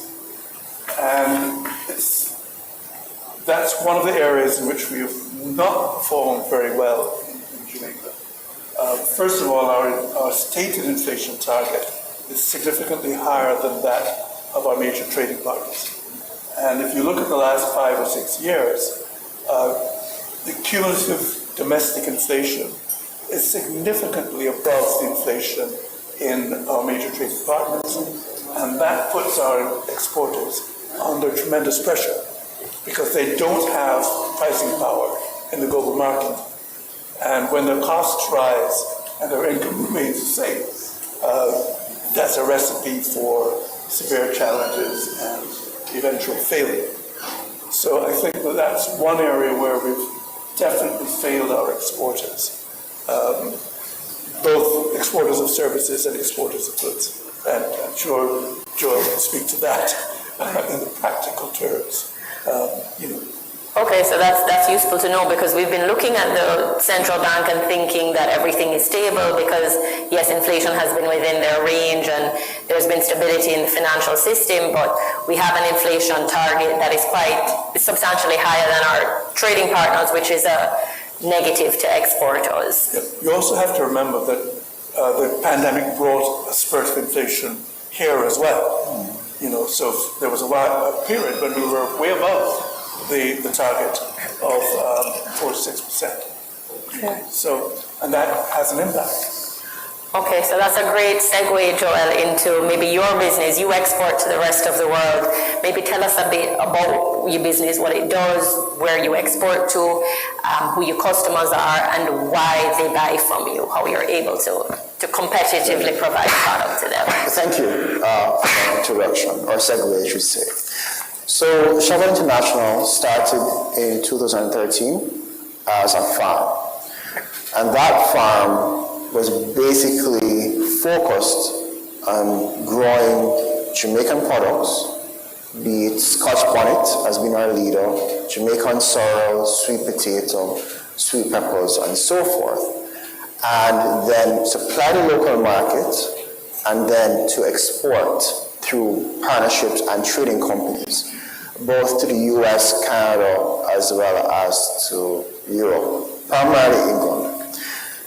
That was the establishment of our company, of the group of company, and then from there, seeing that we were able to sustainably farm this produce given the many different environmental and economical situations. For example, the prayer lawlessness that would happen to our farms, the fires that would come randomly from nowhere that would burn our crops to the ground. And of course, the cyclical growth of gluts and surge in prices of raw materials inputs. And even when you sell our raw produce, we then had to, if the product wasn't up to standard, then it had to be discarded. So going into the crop, you are thinking that your produce will yield this, but your sales of accepted yield was less or sustainably less than projected. And that to us wasn't a sustainable business model. So then we decided to pivot and to go into value added. And from there we started in Spanish Town Winter Spen, basically a 10 by 10 room, and expanded close to about 10,000 square feet in production. And we then opened a second factory in St. Mary, an additional 15,000 square feet in production, basically focusing on one, the nearest to labor, because we work in inner city communities or in the rural community, near to communities. Basically, the people who live right across the road are workers, right? And we saw the need in investing in these underserved communities so that we can be able to bring empowerment. And empowerment did create economic action, and so their lives generated more prosperity for that community, for those communities as a whole. So that's the basics. So basically, we decided to in-house from farming to manufacturing, packaging, and to shipping. And so we did everything in-house to control the quality, the consistency, and to deliver that to whether it be Jamaica, across the Caribbean, to Europe, or to North America. That has been our focus in that regard. Okay, and why do you think that your product is competitive globally? How do you get your pricing? How are you able to offer an attractive price? Right, okay. So the good thing that our products deals with in teas. Teas are very light to ship. The cost of input compared to other forms of manufacturing, food or otherwise, is not as expensive as the input compared to the value of other products. So in other words, when our products are shipped competitively to the US or to any region that we're shipping to, and it's competitive, that percentage of taxation, especially from us to the US, with that 10% tax, it does hit, but it doesn't hit as hard as compared to other higher valuable products. So in that way, our middle people or export or distributors have been able to take that hit and pass it on to the consumer. And even through that, we have been able to see growth within that market. Why? Because other areas in Asia or wherever that competitive product would have been, has been hit even much further in tariffs than the agreements between Jamaica and the US, for example. The other thing that we use is a product import relief, where raw materials or packaging materials that we import, we're able to reclaim them, so we don't pay taxes or import taxes on that.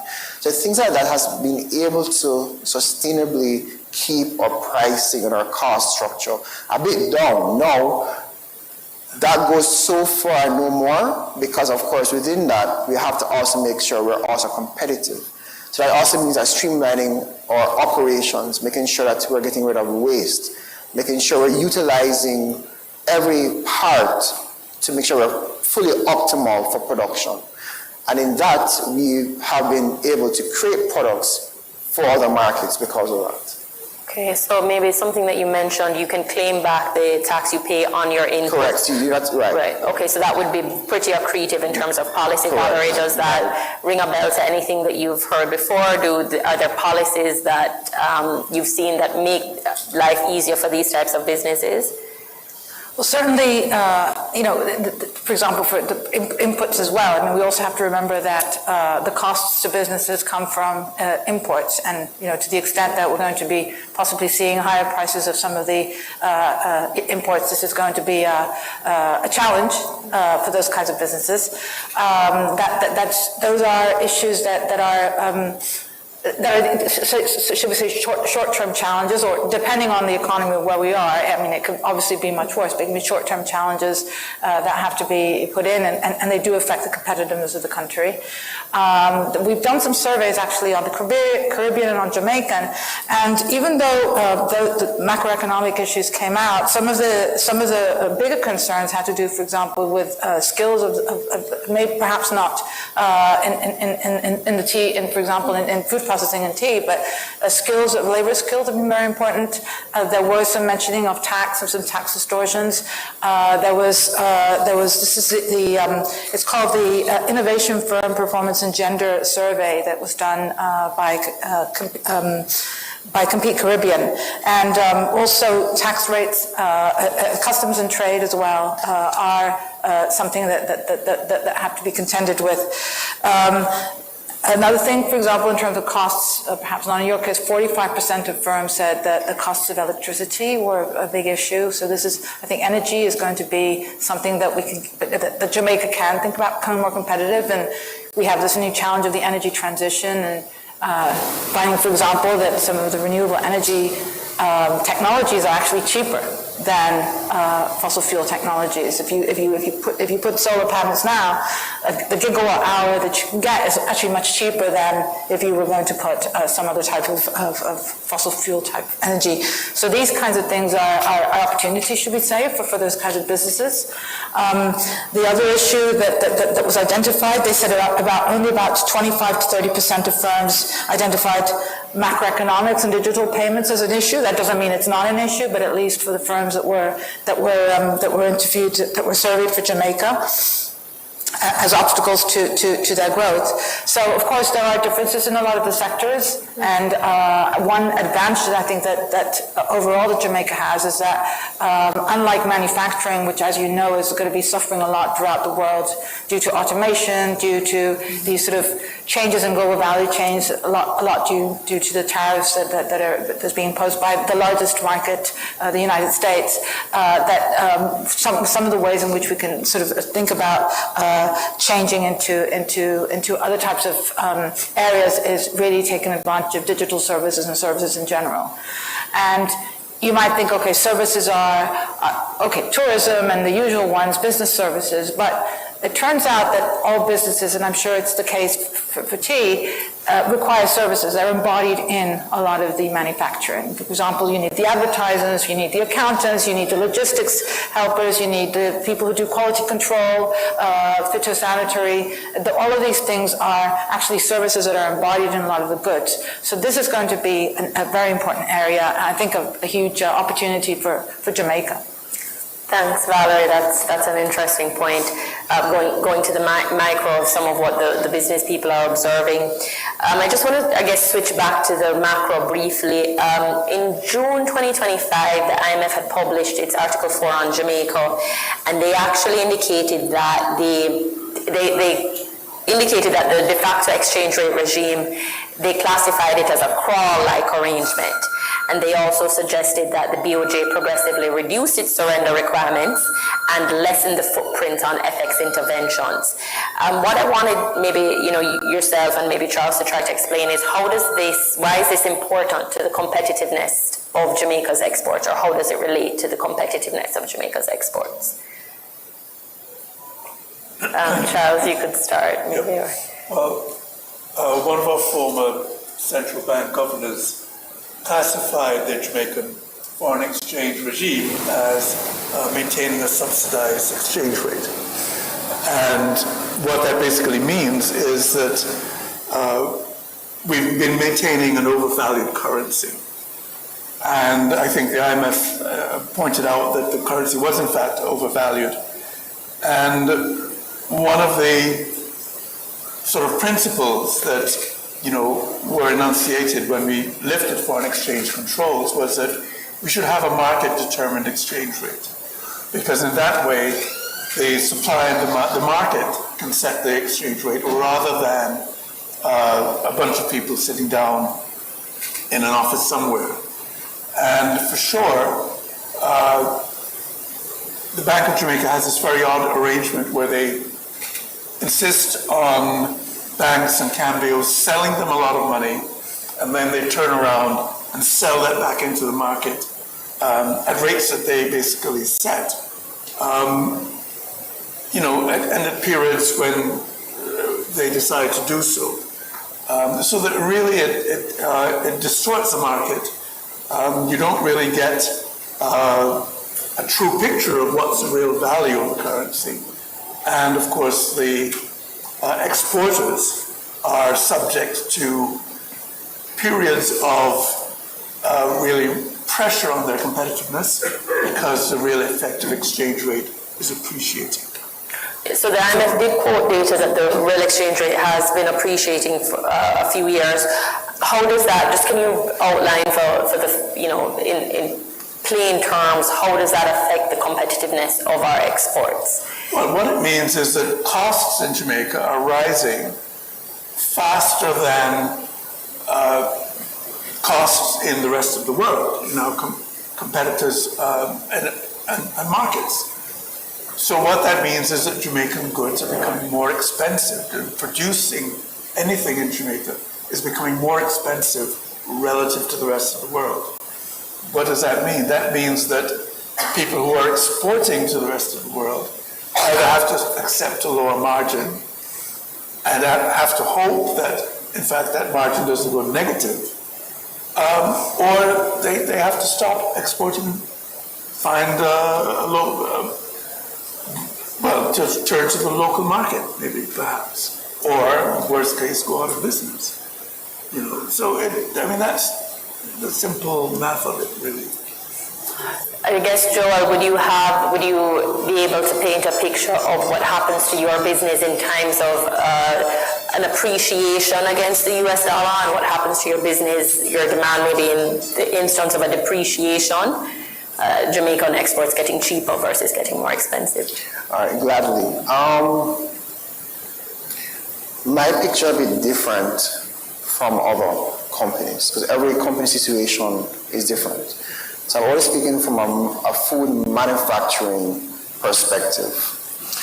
Now, when the dollar devalues, right, it affects a portion of the inputs that we produce or we import to produce a product.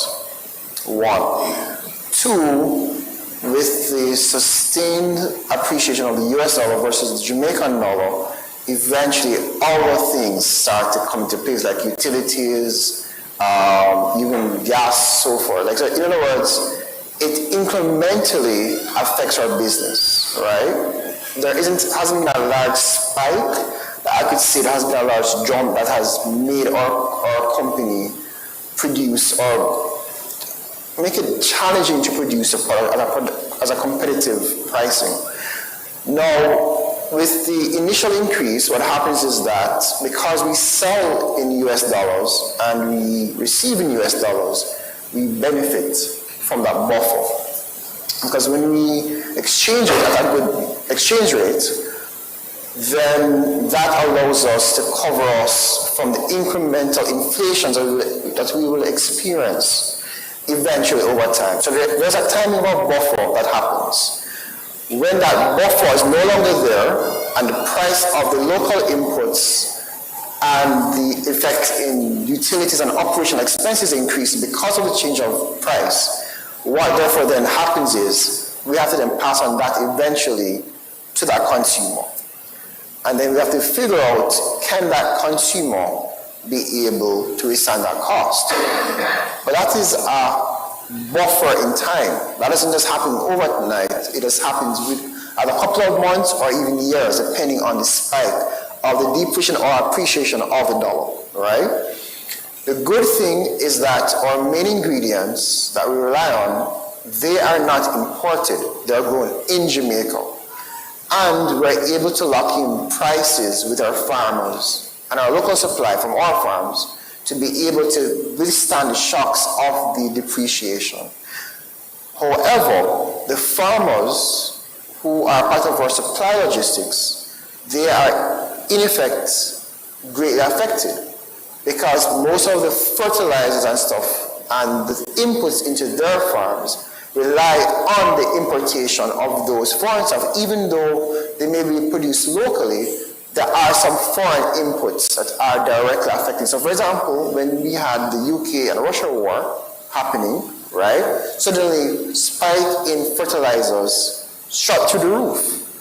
And to produce that farming produce was significantly uncompetitive, and to be able to pass that through the consumer. So there are times when we had to say to the customer, hey, we're unable to produce at this time because our farmers are unable to produce, unfortunately. When the dollar appreciates, the Jamaican dollar appreciates, yes, there is a benefit, especially if we're selling, say, locally, and we're relying on local input. But again, there's a negative side where when we export it, the amount of cash return in exchange for that dollar value then becomes less. So there is a balance effect that has to happen within our company, our strategic partnership. So one of the things that we do is that we try to maximize the local sales, because that helps to buffer sometimes the fluctuation between the dollars, and of course to be maintaining some of our infrastructural costs to buffer back and forth. So I really hope that helped. Okay, yes, Marion, there's just one other thing that I would say, and that is that there are a lot of distortions and inefficiencies in the local market when it comes to foreign exchange. And there's quite a wide spread between the buy and the sell. And, you know, a small, somebody going to a bank with a small amount of money will get a much lower rate than somebody who is a big, exporter or hotelier or something like that. And so one of the things I think that we do need is a more efficient market so that there's less of a spread between buy and sell, and that everybody really is able to get the best rate for their currency. So I suppose maybe that's part of the point that the IMF was making in terms of foreign exchange market deepening. Maybe that's similar to the point you're making now. Now we have actually, I suppose I would like to ask yourself and Valerie, what would be the costs of ignoring the IMF's advice, deciding not to permit FX deepening or greater exchange rate flexibility, allow market forces to act? Can we think of the cost of that to us? Yeah, so I'd like to echo what Charles said. That I mean, if you can build a system where the foreign exchange market is more efficient, which has to do also with banking intermediation. Some of it has to do with the fact that it's probably a small market, relatively speaking, so you can't create that sort of depth that you would otherwise. But I think that it's interesting what you were talking about, being able to buffer some of these exchange rate shocks and things like that. A lot of the times people think that, if I'm an exporter, I only care about a depreciated exchange rate, right? But it's actually not true, because most of us have a lot of imported components. Right now, it's a very difficult time because what usually happens when there's a lot of uncertainty is that, for example, the dollar tends to, that the currencies of Latin American, Caribbean countries, a lot of emerging markets tend to depreciate against the dollar. But actually now, because the dollar is depreciating against everybody else, we're seeing an appreciation, which obviously doesn't help sort of the direct exporter, while at the same time we may be seeing, due to perhaps tariffs or other issues, maybe some stubborn inflation, that some of the input costs are still high. So we're in a little bit of a difficult spot in that sense, vis-a-vis that situation. But of course, there are other countries where the exchange. I don't want to say that there can't be improvements in Jamaica, but I think that there have been a lot of. There have already been a lot of a lot of transparency and a lot of reforms that have been done that have at least improved, I think, the foreign exchange market. So this is something to look into. Think about. Okay, thank you.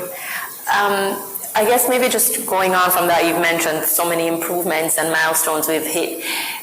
If you could select maybe the top 2 most impactful things for growth, that if Jamaica had to do, we've had all this stability but no growth. And obviously you listed a lot of things from the surveys, from what you've seen in other countries, but obviously no one can do everything at once. If you could choose the top 2 most impactful things that you think Jamaica could do to unleash growth, what would they be? So I would say that there's a great opportunity right now in certain types of services.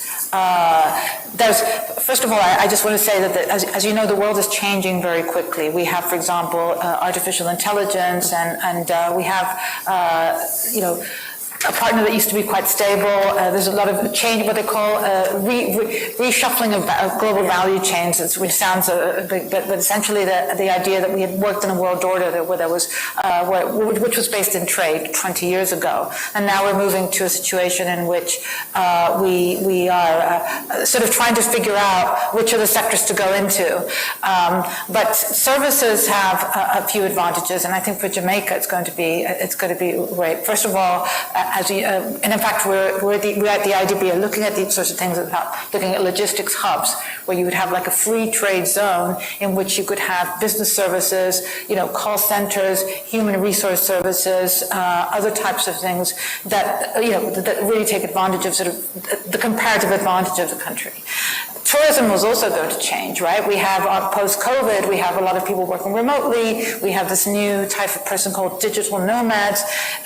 This system is going to change too. And, Jamaica could position itself quite well in that regard.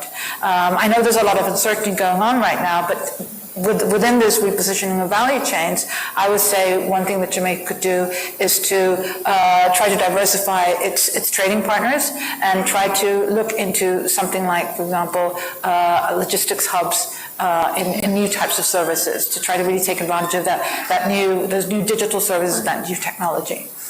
Thank you. That's certainly something that is a hot topic right now, logistics hubs and services.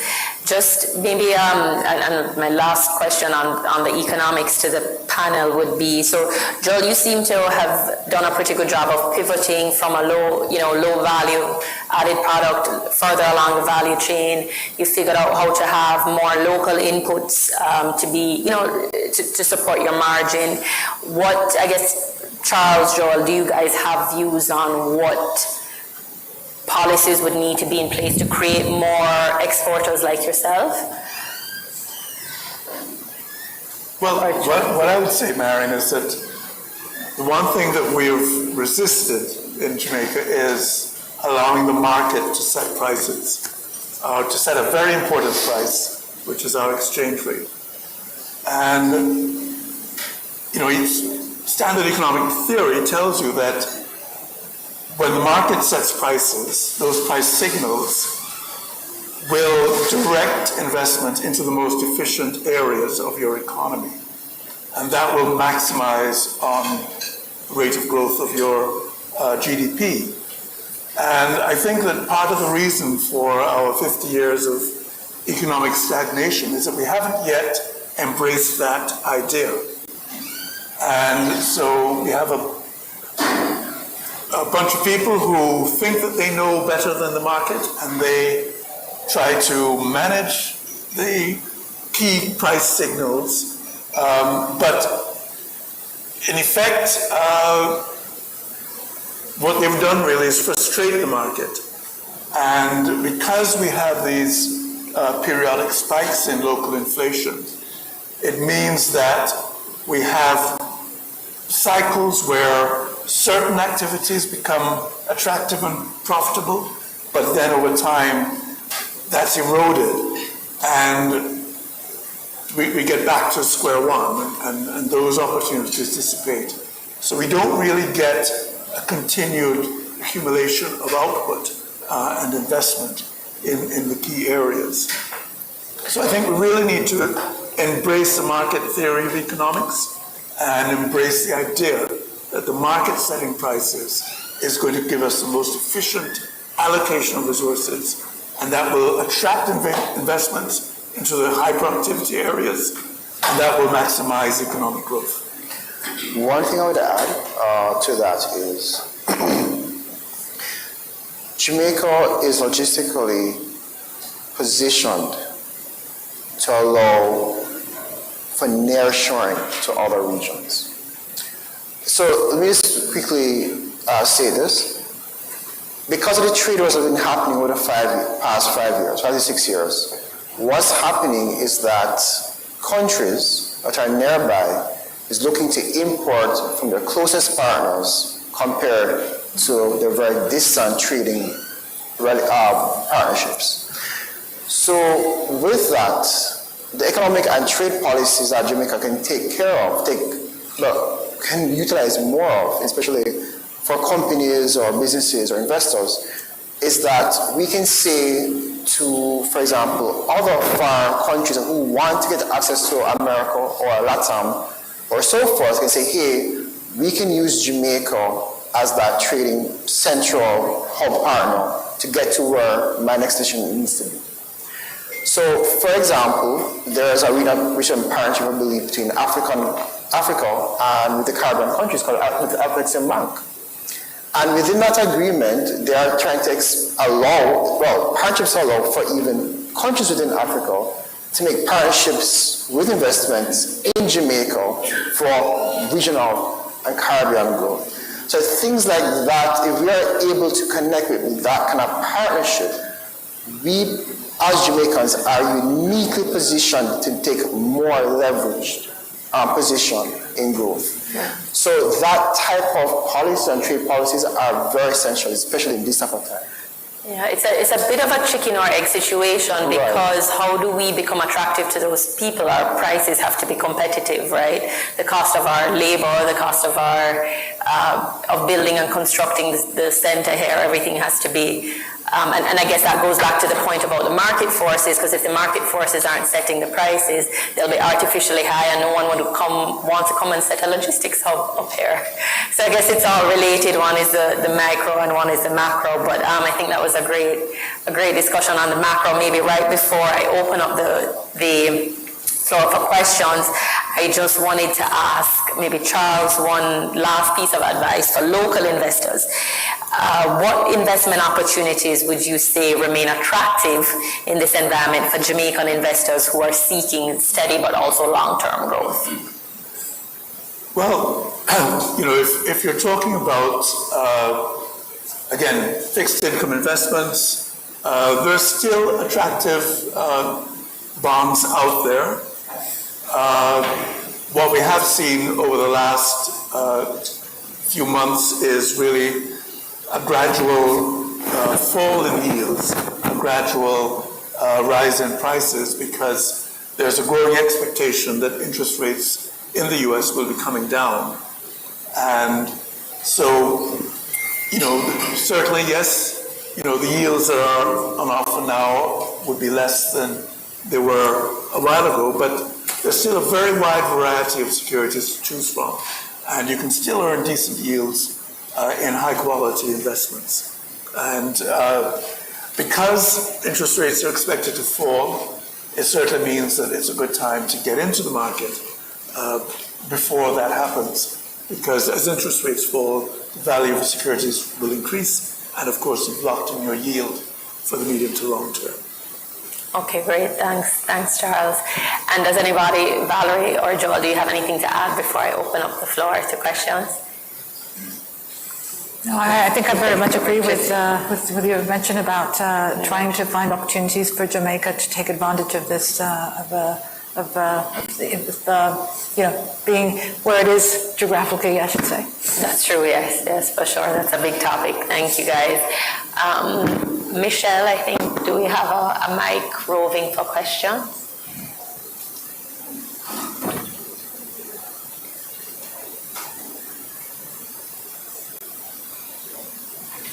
Any questions? So, okay, while you guys warm up, I'd maybe ask. You have a question again? Huh? Oh, I do. Oh.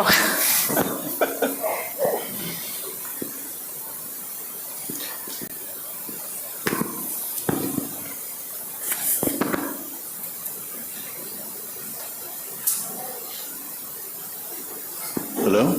Hello? Good evening. Thank you very much for this very interesting call. I had a question for you, Valerie. You have a very impressive background. And we are talking about a changing world, very quickly changing world. I wanted to hear your thoughts on the New Development Bank, which is the multilateral platform that is being presented by the BRICS, and how you think that will affect sort of financing for emerging markets, third world countries, LATAM, etc. Well, I think in general, we need more development banks, not less. I remember we received a similar question. There's another bank that, as you know, is the Asia Infrastructure Investment Bank that was open at the time. And somebody asked the Asia Development Bank, are you worried about the competition? And they said, no, we have no competition. We're a drop in the bucket. And I think that would be true also for IDB and other places. Development finance is even more needed now. Certainly the world has changed, and with development finance usually comes knowledge, technical assistance. So, the more the merrier. I don't know much about the bank myself, but I think that that is something that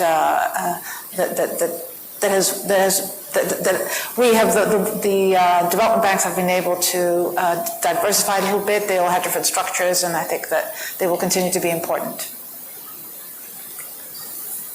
Thank you for that question. Sarah, did you have a question? One more question.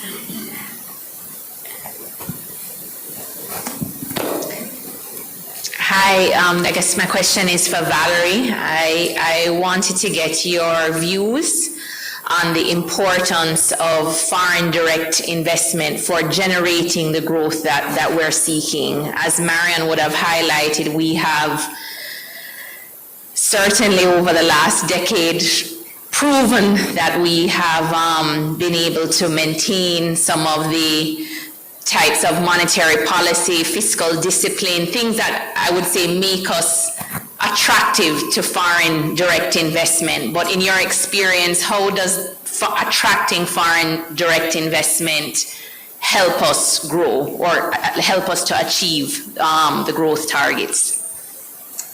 Right, so as I mentioned before, I think an absolute necessity, the first thing you need is macroeconomic stability. Without that, nothing's going to work. Even if you have nice roads, it's absolutely essential. So in that sense, I think Jamaica has done that and is showing the world that through this fiscal consolidation, it is serious about doing business. It's raised its institutional quality. We know, for example, in a lot of indicators like government effectiveness, which is a very important indicator for attracting FDI.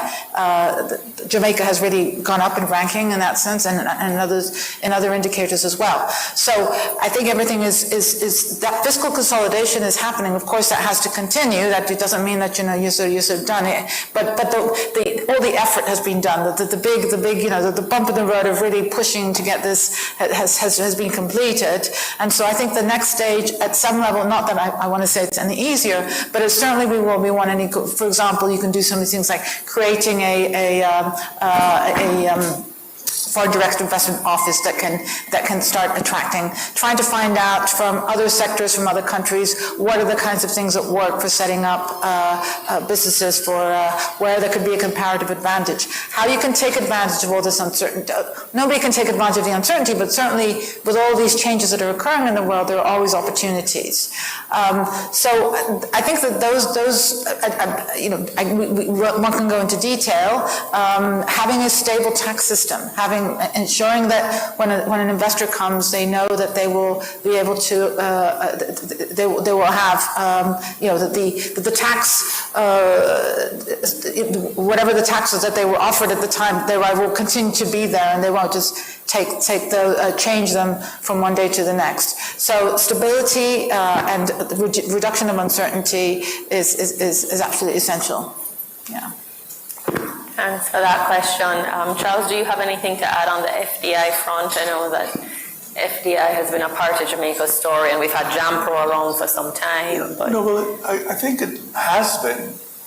If we look at the tourism sector, I mean, almost all of the hotel developments that have taken place in the last 10, 20 years have been funded by foreign direct investment. The strange thing is that we've actually had a fall-off in the rate or the size of annual FDI inflows in the last 5 years. I don't know if that is a post-pandemic issue or if it is tied in with domestic macro policy. But for sure, we're a poor nation. We don't have a great deal of capital ourselves. So FDI will be important to the growth of our economy. So I have one question coming in electronically. I'm not quite sure how to read it. So apparently there was an article in the Financial Gleaner, according to this person asking the question, I haven't read it, where the author wrote, Stephen Moran, the chair of Trump's Council of Economic Advisors, has been nominated to serve temporarily on the Fed Board of Governors. He has proposed forcing foreign investors to convert the U.S. treasuries they hold into 100-year U.S. bonds without coupon payments. I'm not sure if this is 100% factual. Have you fact-checked? I have not. He has just said the question. It was in the Gleaner. It's a statement from a gentleman. Okay. Lackman, I think. Right, okay. Well, I don't want to quote Mr. Lackman without having read his article myself, but I would say, is that familiar to you, Charles, on the panel? Does that sound familiar? No, we probably have to get... Huh? No, but what's the question? Would this spell disaster for the U.S. and for us? Well, I don't know how many U.S. treasuries we hold, but I don't think it would be very good for the U.S. economy, for sure. Or the U.S. financial market. It would be a disaster. Great. Well, I think we have time for one more question, and I see one hand in the audience. Right here. Oh.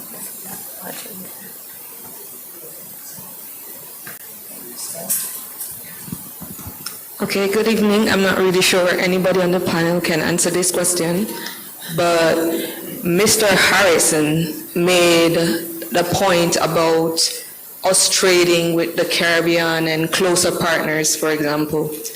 And the barriers that were mentioned included logistics and all that. Fair enough. My question is, will there ever be a time that's okay enough to look over to that venture? Because this is a conversation that I've heard many times. And the concern has always been the same. So whether past, future, or no, was there any time that any of the panelists, in your opinion, that was the time for that type of investment? So you're asking if there's a time for cross-border, within the Caribbean cross-border investment? Yes. In other nations? Yes. Based on the fact that when Mr. Harrison brought it up as a viable option in terms regarding the export inflammation and stuff with America, why not consider this as an option? The barriers that were mentioned included logistics and all of those side of things, which I agree with, but I'm saying that will always, as far as I'm concerned, every time I've heard that being brought up, that's always the concern. Yeah. So I'm not, but I mean, that sounds like a whole panel discussion in and of itself. And I know the CARICOM heads of state were here trying to crack some of those problems. I don't even know if they solved them while they were here, but Charles, I don't know if anybody. Well, what I was just going to say, Joel, don't you export to the Caribbean? Yes, we do. Yes, we do. So it's happening. It's happening. Okay. Yeah. Okay, I think I have one more honorary question over here. Anybody? Mr. Hutchin. No, I just wondered if there was any possibility of another reserve currency being developed to replace the U.S. dollar. Is that... We can always rely on you for the hard questions. I don't know. It seems that the U.S. is just dominating the world, so That's a great question. We've gotten a lot of that question in 2025, actually. Both Charles and Valerie, would you like to comment on that? We're moving into a world in which there's a lot of uncertainty, and that's we've always felt that the U.S. dollar has been a stable currency for so long, and so I have no idea. I doubt it's going to happen in the short term, but that's I don't know the answer to that question, but it's a very good question. Yeah. I think the U.S. dollar will lose some of its currency, some of its attraction as a reserve currency. But I agree with Valerie, it's going to be a long time before it's quote-unquote replaced. But I think what we will see, other currencies becoming, perhaps taking a greater share of central banks around the world in terms of their reserve currencies. Yeah, okay. Mr. Trump will help with that. All the opportunities to kick America off the world stage and for China or India to come up. Yeah, it's very uncertain times for sure. Trump will only be there for 4 years, and it's not quite 4 yet. It's less than 4 now. Yeah. Yes, so thank you everyone from the audience for participating, asking questions. I would probably turn it, I think I'm out of time, Michelle. Am I at my time? Okay, I won't ask any other questions then. But thank you everyone for coming. This brings an end to our official panel discussion. And I would just invite our team to come and give some tokens of appreciation to the panelists. Thank you everybody. Okay, thank you very much, Marianne. So we're just gonna share some tokens of our appreciation to our guest panelists, Joel and Valerie. So Christine Rankin, our AVP. First we'll start with Valerie.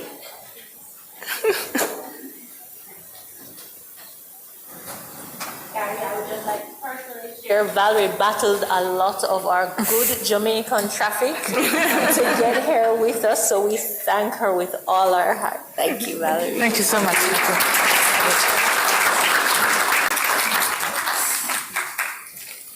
And also for Joel Harris. Thank you very, very much, Joel, for participating with us this evening.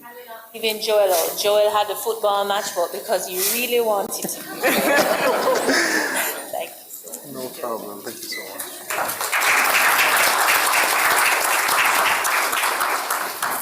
All right, so I just want to wrap things up very quickly so we can all get to eating and talking some more with each other. So on behalf of Sterling Asset Management, I want to extend heartfelt thanks to our moderator, Marianne Amar, for so skillfully guiding tonight's discussion, and to our esteemed panelists, Charles Ross, Valerie Mercer-Blackman, and Joel Harris. A special thank you to our partners, Soini Miller. You've been listening to the panel discussion here at the Sterling Asset Management 2025 Investor Briefing. We're coming to you live from the Jamaica Pegasus Hotel in St. Andrew. We're going to take a break and come back with more.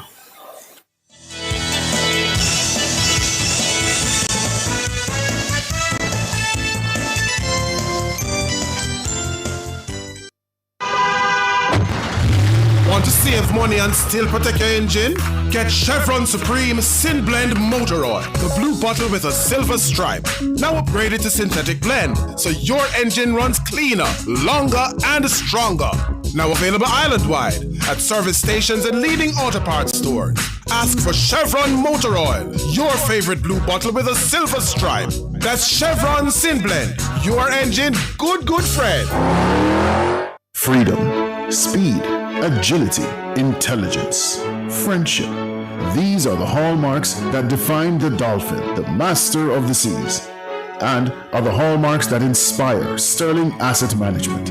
For over 20 years, we have provided investment products that give our clients financial freedom, and our service is fast, insightful, warm, and genuine. Sterling Asset Management, intelligent investing for the intelligent investor. Track and Field's global showpiece heads back to Asia for its 2025 staging. The World Athletics Championships from Tokyo, Japan is live on Nationwide 90 FM. September 13 to 21. Great start from Seville, who's got a little bit of a march on No Lyles. Seville's going to win this. Brilliant race. He even has time to salute. How will the Jamaicans stack up? The likes of Kishane, Oblique, Nikisha, Tina, Sherika, and Lavelle, all seeking podium spots. Really good running on the near side too from Tia Clayton. Tia Clayton takes it there. And the world will say goodbye to Shelly-Ann Fraser-Pryce. Watch for Shelly-Ann Fraser-Pryce. She brings the curtain down on her 18-year career. She goes back to where it all started. And she's going to do it. Shelly-Ann Fraser-Pryce. Live every moment from the World Athletics Championships from Tokyo, Japan, September 13 to 21 live with a kind of coverage only Nationwide 90 FM provides. Due to our live broadcast of the World Athletics Championship in Tokyo, Japan, scheduled to run from September 12 to 20, there will be no airing of Nationwide this morning. The early morning news package will resume following the conclusion of the games. Nationwide apologizes for the inconvenience caused.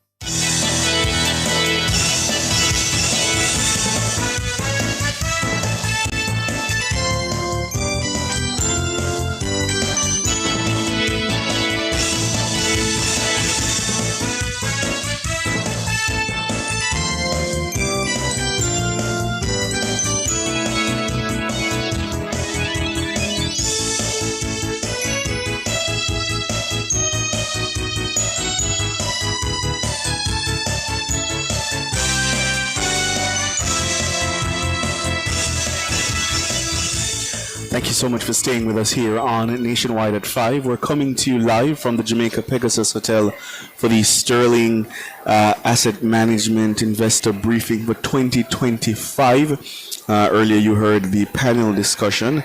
I have with me now the Vice President of Sales and Marketing, Tony and Nita Elliott. Yeah? Good evening. Good evening. How are you? I'm all right. Good. Let me start where I left off with Sir Ross and Stanley earlier. 25 years, that's quite a milestone. Yes. And I asked them, how are you leveraging that milestone to ensure that you're better able to serve your client base? Well, I guess it's all about like lessons learned, and I suppose, being there and doing it, that you can continue to do it, So, we have been around and navigated rising interest rates, declining interest rates, and have been able to provide stellar returns for ourselves and our investors, particularly global crises. Those years have particularly done us well. So I think it's the confidence and the consistent returns that we've been able to deliver. We know that we can continue to do that going forward. Yeah. One of the things that I keep hearing is that you have a very strong relationship with your clients. Yes. Talk to me about the core of that approach. What drives it? I would say the core definitely is trust. I think with any relationship, the foundation for a healthy relationship and a long-lasting relationship is going to be trust. Yeah. And how we do that is, first we listen, and then we tailor, customized solutions for our clients. But most importantly, it's staying consistent with our communication, our service delivery, and providing guidance, right? I think it's that combination of, listening, customizing, and just following through is what has given us that really strong relationship with our clients. You talked a bit about how 25 years has also meant resilience, yeah? Yes. And longevity. Tell me a little bit about how that shapes the way you communicate and deliver value to your investors. As I mentioned a while ago, our best years have definitely come during times of uncertainty and during crises, right? And what we've learned from that is that people really value clear communication and a steady hand.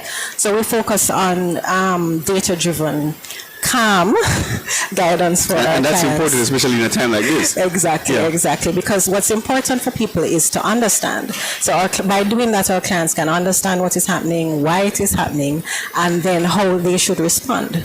Sometimes, of course, though, the best response is no response. Sometimes staying the course, avoiding that knee-jerk reaction. Keep calm and carry on.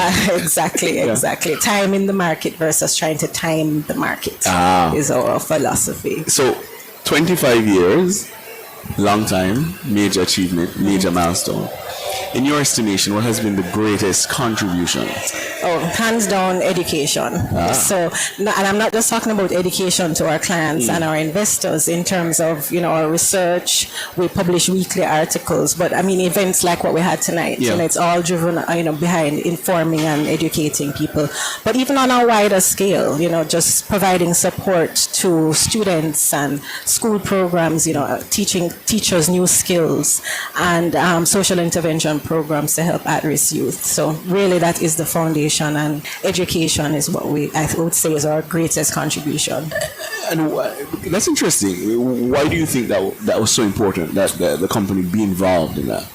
As I said, I think understanding things is just so critical. I think things are scarier when you don't understand what is going on. And of course, education in terms of nation building and where that will lead us, because everything, if your economy is doing well, then, you'll attract investments and Jamaica will do well. So it's, it's really the foundation for really growing the nation. So it's just been very important to us to demystify investments, but also support education generally. Yeah. And are there any particular events or happenings that will mark this 25th anniversary? For sure. I mean, we're in the planning stages. So, the official 25 years kicks off early next year. So, we usually start off our milestone anniversaries with our customer appreciation, which is very well attended. And so we're in the planning stages, I would say. We usually will pick a major CSR event. What are we going to support next year? And usually a large sporting event too. So we'll see what everybody stay tuned to see what we have in store. And as you approach the 25th anniversary next year, what's the message to investors? I would definitely say the message to investors should be resilience and consistency. I think everybody has lived through, everybody listening tonight has lived through periods of disruption, periods of growth. And I think the major lesson learned is that if you are informed, an informed investor, those challenges can become opportunities. So stay disciplined with your investment strategy and think long term, and use the lessons of the last 25 years to really help you navigate the current uncertain times. And that's why information and education is so important. Hands down. All right. Tony and Nita Elliott is the Vice President of Sales and Marketing at Sterling Asset Management Limited. Thank you so much for your time. Really appreciate it. Thank you. All right. Have a good one. We're going to go for a quick break and come back with more from the Jamaica Pegasus Hotel.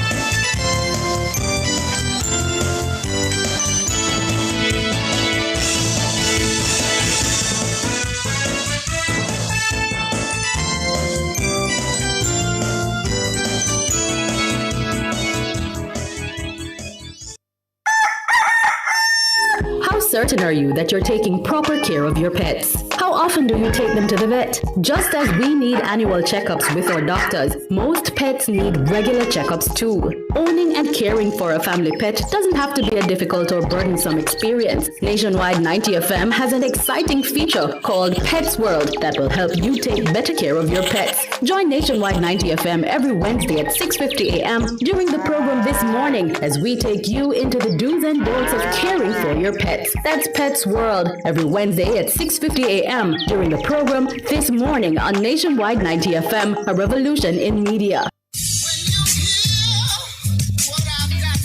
Public opinion. Stop this foolish about this GLP and PMP business. We are a Jamaican. Different people. It's not a matter of a GLP or a PMP. I think it's more like where it is that you think you're comfortable, what support you can afford to make the country better. Different views. Most entertainers, they're not amenable to management, so the only thing that can ultimately structure them is the court and the prison.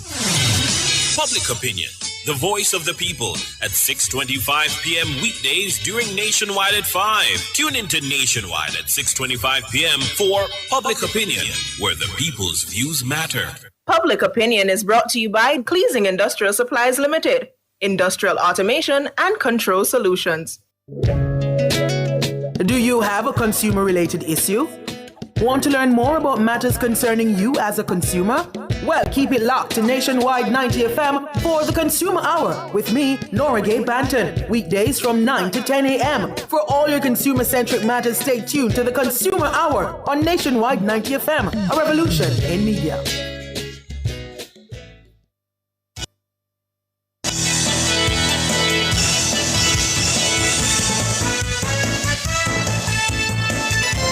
Thank you so much for staying with us here on Nationwide at 5. You're tuned into Intelligent Radio. We're coming to you from the Jamaica Pegasus Hotel in St. Andrew for the Sterling Asset Management Investor Briefing for 2025. And as I told you earlier, there are a lot of big names who are going to make presentations today. I have with me Valerie Mercer Blackman, who is a Regional Economic Advisor for the Caribbean Country Department at the Inter-American Development Bank, and Joel Harris. He is the Managing Director, yes, of Shavot, is it? Shavot International. All right. Good evening. Good evening. Good evening. All right. Let me start with you, Mrs. Blackman, Mercer Blackman. You've obviously seen the situation across the region, yeah? And what are some of the most effective monetary and fiscal policies that you've seen that can drive export growth in other economies? And what lessons do you think we in the Caribbean can learn? So the most important thing to drive economic growth and export growth is to create an environment, a stable environment. Yeah. So that means that monetary policy has to worry about its particular objectives, which of course is to maintain low and stable inflation that will also help lower costs for business. Fiscal policy, in addition to having a sustainable debt and at least going in that direction, also has to have a tax system that is predictable, that is stable, that doesn't have a lot of distortion. Some people have paid different taxes than others, that sort of situation, and that it also can use some of the agencies not only to create for example, public-private partnerships, create the public investment that will give you the roads and the bridges and everything that will actually lower costs for business, but also can create incentives. For example, having an investment promotion agency, having making it easier to export through trade facilitation. So a lot of the tools that we know have worked and have worked in many countries, and that basically create a predictable and stable environment for investors is the way to go. And Jamaica has been on that journey, trying to achieve that. What specific steps do you think we as a country can take to improve our global competitiveness and strengthen the export sector? So I think Jamaica has been doing, as you alluded to, there's been an absolutely historic consolidation of the debt, which continues to decrease. And as we say, we have the debt to GDP ratio, which is what we watch out for a lot. Now we have to work on the denominator. We have to work on raising the GDP. Some of it will come naturally because you've already sort of created the institutional quality, and by that you're signaling to investors that you're sort of open for business. So some of that will come a little bit more naturally. There are other things that what we sort of consider sector types of policies that could improve competitiveness within certain sectors where we're already where Jamaica already is working, like tourism and business services to possibly new ones. So and that's where I think a lot of the public investment strategies, the predictability for investors, all of the different things that could create a stable environment. One possibility, IDB actually, we're working with IB Invest, this idea of a logistics hub, which is basically a special economic zone in which you can sort of ring fence the types of conditions that you know are going to be good for businesses, which could include, for example, the technical assistance, training and the skills for people that are working in those. We know that a lot of the firms in Jamaica have said that they need more skilled labor, so that would be one way to do it. And also, of course, looking for markets and the types of activities. In new activities, maybe digital services, where Jamaica could have a comparative advantage. Yeah, I'm told Joel Harris has sort of cracked the code. That's what I'm told. So for those who may not be familiar with your company, give us an overview and some of the markets internationally that you serve. Okay, thank you. I'm not sure about cracking the code, but thank you for that. So Shawa International is an authentic Jamaican company that specializes in herbal teas, dried spices, and other value-added products sourced right from Jamaican land and soil. Our main markets are across Europe, North America, and the Caribbean. Our main focus has been more intensively between North America and the Caribbean, especially also at home as well. So those have been our main markets. And what are some of the challenges you find in servicing those markets? Well, as you recently globally knows, is the recent taxes of that 10% import tariff duty that was implemented under the recent administration in America, and that has created a bit of a situation for most players. No, for us, we are truly grateful that we were not significantly impacted. I do know that there was a suspension of that 10% for about 6 months, I believe, and it had collapsed or concluded off of May this year. And so far, we have benefited from the suspension, and we have seen where our distributors overseas have not been woefully impacted by that scenario, but they have projected and put in cautionary and protective measures in place.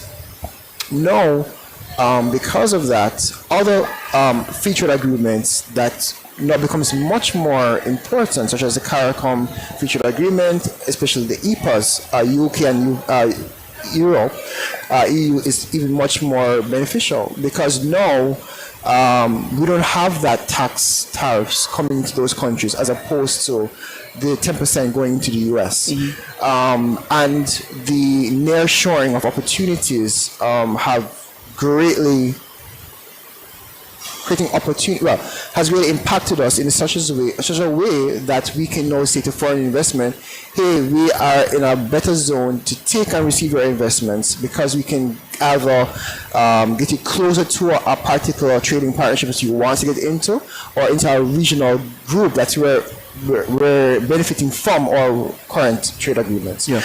Let me ask you, Joel, are there any local economic policies that you think have aided your ability to compete internationally, or are there any policies that you think are missing that you think would assist in competing internationally? Okay, great. There are numerous of economic policies and reforms that has happened within Jamaica. Just to name a few, like SE zones, special economic zones, that's been vibrant culture. Right. The product input relief policy that allows for manufacturers to reclaim back on the inputs that they import, and of course tax exemptions from the imports of inputs for production. So we have utilized all trade and economic policies that are geared to help us, but from the few that we use, especially the input relief, allows us to mitigate the additional expenses of putting into the raw material, into the packaging, into our products that will then be produced to export. The stabilization of the dollar by the DBJ has helped a bit, somewhat, and there have been speculations as to how that would affect local companies. But however, the economic policy has happened for trade and growth, especially through BSOs like JAMPRO, who have been put a valiant effort, especially the JMEA, who has been a champion for MSMEs like ourselves. So those initiatives, the infrastructures with the BSOs, the input reliefs has helped us a lot. Mrs. Mercer Blackman, from your perspective, is there any single important thing or policy or determinant that you think you could point to and say, yes, that would assist a country's export competitiveness? I think it's difficult from the point of view of a policy. As I said, there's definitely a predictable, stable and predictable situation, environment. Stable and predictable environment would be the only one. Of course, that is a little broader than, there's no, I haven't found the secret ingredient, but there's no magic one. There's no magic one, but which is why really a lot of the policies have to work in tandem. And, sometimes it's difficult because it takes time to get there, right? And we've been receiving so many shocks from COVID shock to the shooting, the sharp increase in commodity prices in 2022.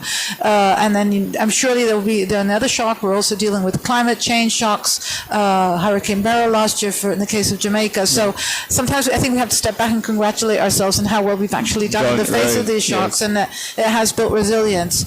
So I think that's really if the government, if the private sector working with the government can continue as much as possible to learn from these things how they can be done better and continue sort of on that. Deepening reforms and looking now more towards growth, that will lead to this sort of stable environment that's going to help propel export growth. Yeah. On that point of the private sector, I wondered if you had any thoughts on how financial institutions like Sterling Asset Management can contribute to that regional resilience, that kind of resilience that you just talked about, and help our economies or regional economies navigate the kind of shocks that we're seeing globally. Right. So, of course, asset management is very important. It creates buffers, not just for individuals, but for governments, which will allow them to work. I know that there's a lot of, in the case of disaster risk, the Jamaican government has been very successful in creating special types of instruments, which, insure against certain risks and create hedging. So having these sorts of something like Sterling Financial Management that can really work to help diversify risk and really channel the financial system properly is very helpful in that regard. And including, for example, if we do run into a shock, for example, the central bank wants to put liquidity in the system, but it really needs the banks and the financial sector to help sort of move that along in the rest of the financial and the rest of the economy. Yeah, and Joel, finally to you. If there are entrepreneurs who are, listening, watching, and want to branch out, but they say, boy, I'm nervous because the environment is so volatile, it's so uncertain, what would you say to them? Take a chance. Everything has to deal with risk assessment. And risk assessment is the ability to assess favorable or unfavorable conditions that allows you to move forward or to stay or to pivot. But I would say that fear should not be the reason that prevents you from doing something. It has to be sound decision choices that shows you a direct ROI on your investment, on your strategy, what the trade in shift policies and trade in economic zones and trade in partnerships has taught us is that we do not have to primarily rely on one market source to become sustainable. There are other market opportunities from non-traditional means that can give you even better upside because of the times that we're in than what I've traditionally thought before. So because of that, I would say to any person, seize the opportunity, invest wisely with sound decision making, and look for unique strategies to maintain that lead. Yeah, that sounds like sound advice to me. Joel Harris, Valerie Mercer Blackman, thank you so much for your time. Really appreciate it. Thank you very much. Thank you for having us. That sounds like sound advice. A lot of times people are nervous, they're cautious, they're hesitant, and of course, in this volatile environment, I can't say I blame you. But you heard it there. Take the chance. Take the chance. We're coming to you from the Jamaica Pegasus Hotel, the Sterling Asset Management Limited Investor Briefing for 2025. We take our final break, and then it'll be time for wrap up. Soon come.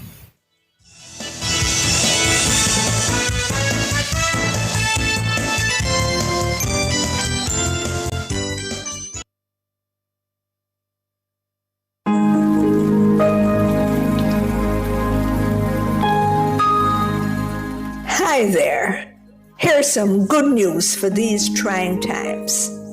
Quote, "By God's word, I can see where I'm going. They throw a beam of light on my dark path." Unquote. Psalm 119, verse 105. Listen for God's word weekdays at 5:45 a.m. and 12:55 p.m. through Oasis. Stop by for a refreshing drink and share a God perspective for the day. Oasis. Weekdays 5:45 a.m. and 12:55 p.m. right here on Nationwide, a revolution in media. The rebroadcast of the Oasis can be heard weekdays at 5:45 a.m. This is the World Championships Athletes Profile.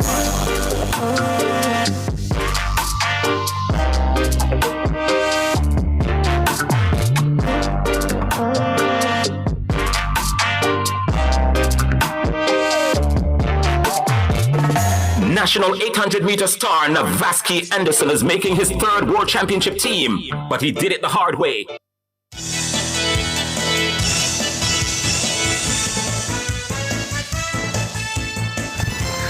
I have to give my final thanks. The team here was done and dusted and ready to go. But I have to give my final thanks. Thank you to our technical engineer, Jermaine Compass, the technical operator in studio is Books the Man, Andrew Glenn Anderson, business development executive, Diana Buchanan, our producer on location, Dana Davey, and the news and production team. Thank you all so very much. Of course, Nigel Austin is our videographer, and you, our listeners, our viewers, we appreciate you keeping us company here at the Sterling Asset Management Limited Investor Briefing for 2025. My name is Ricardo Brooks. Good evening.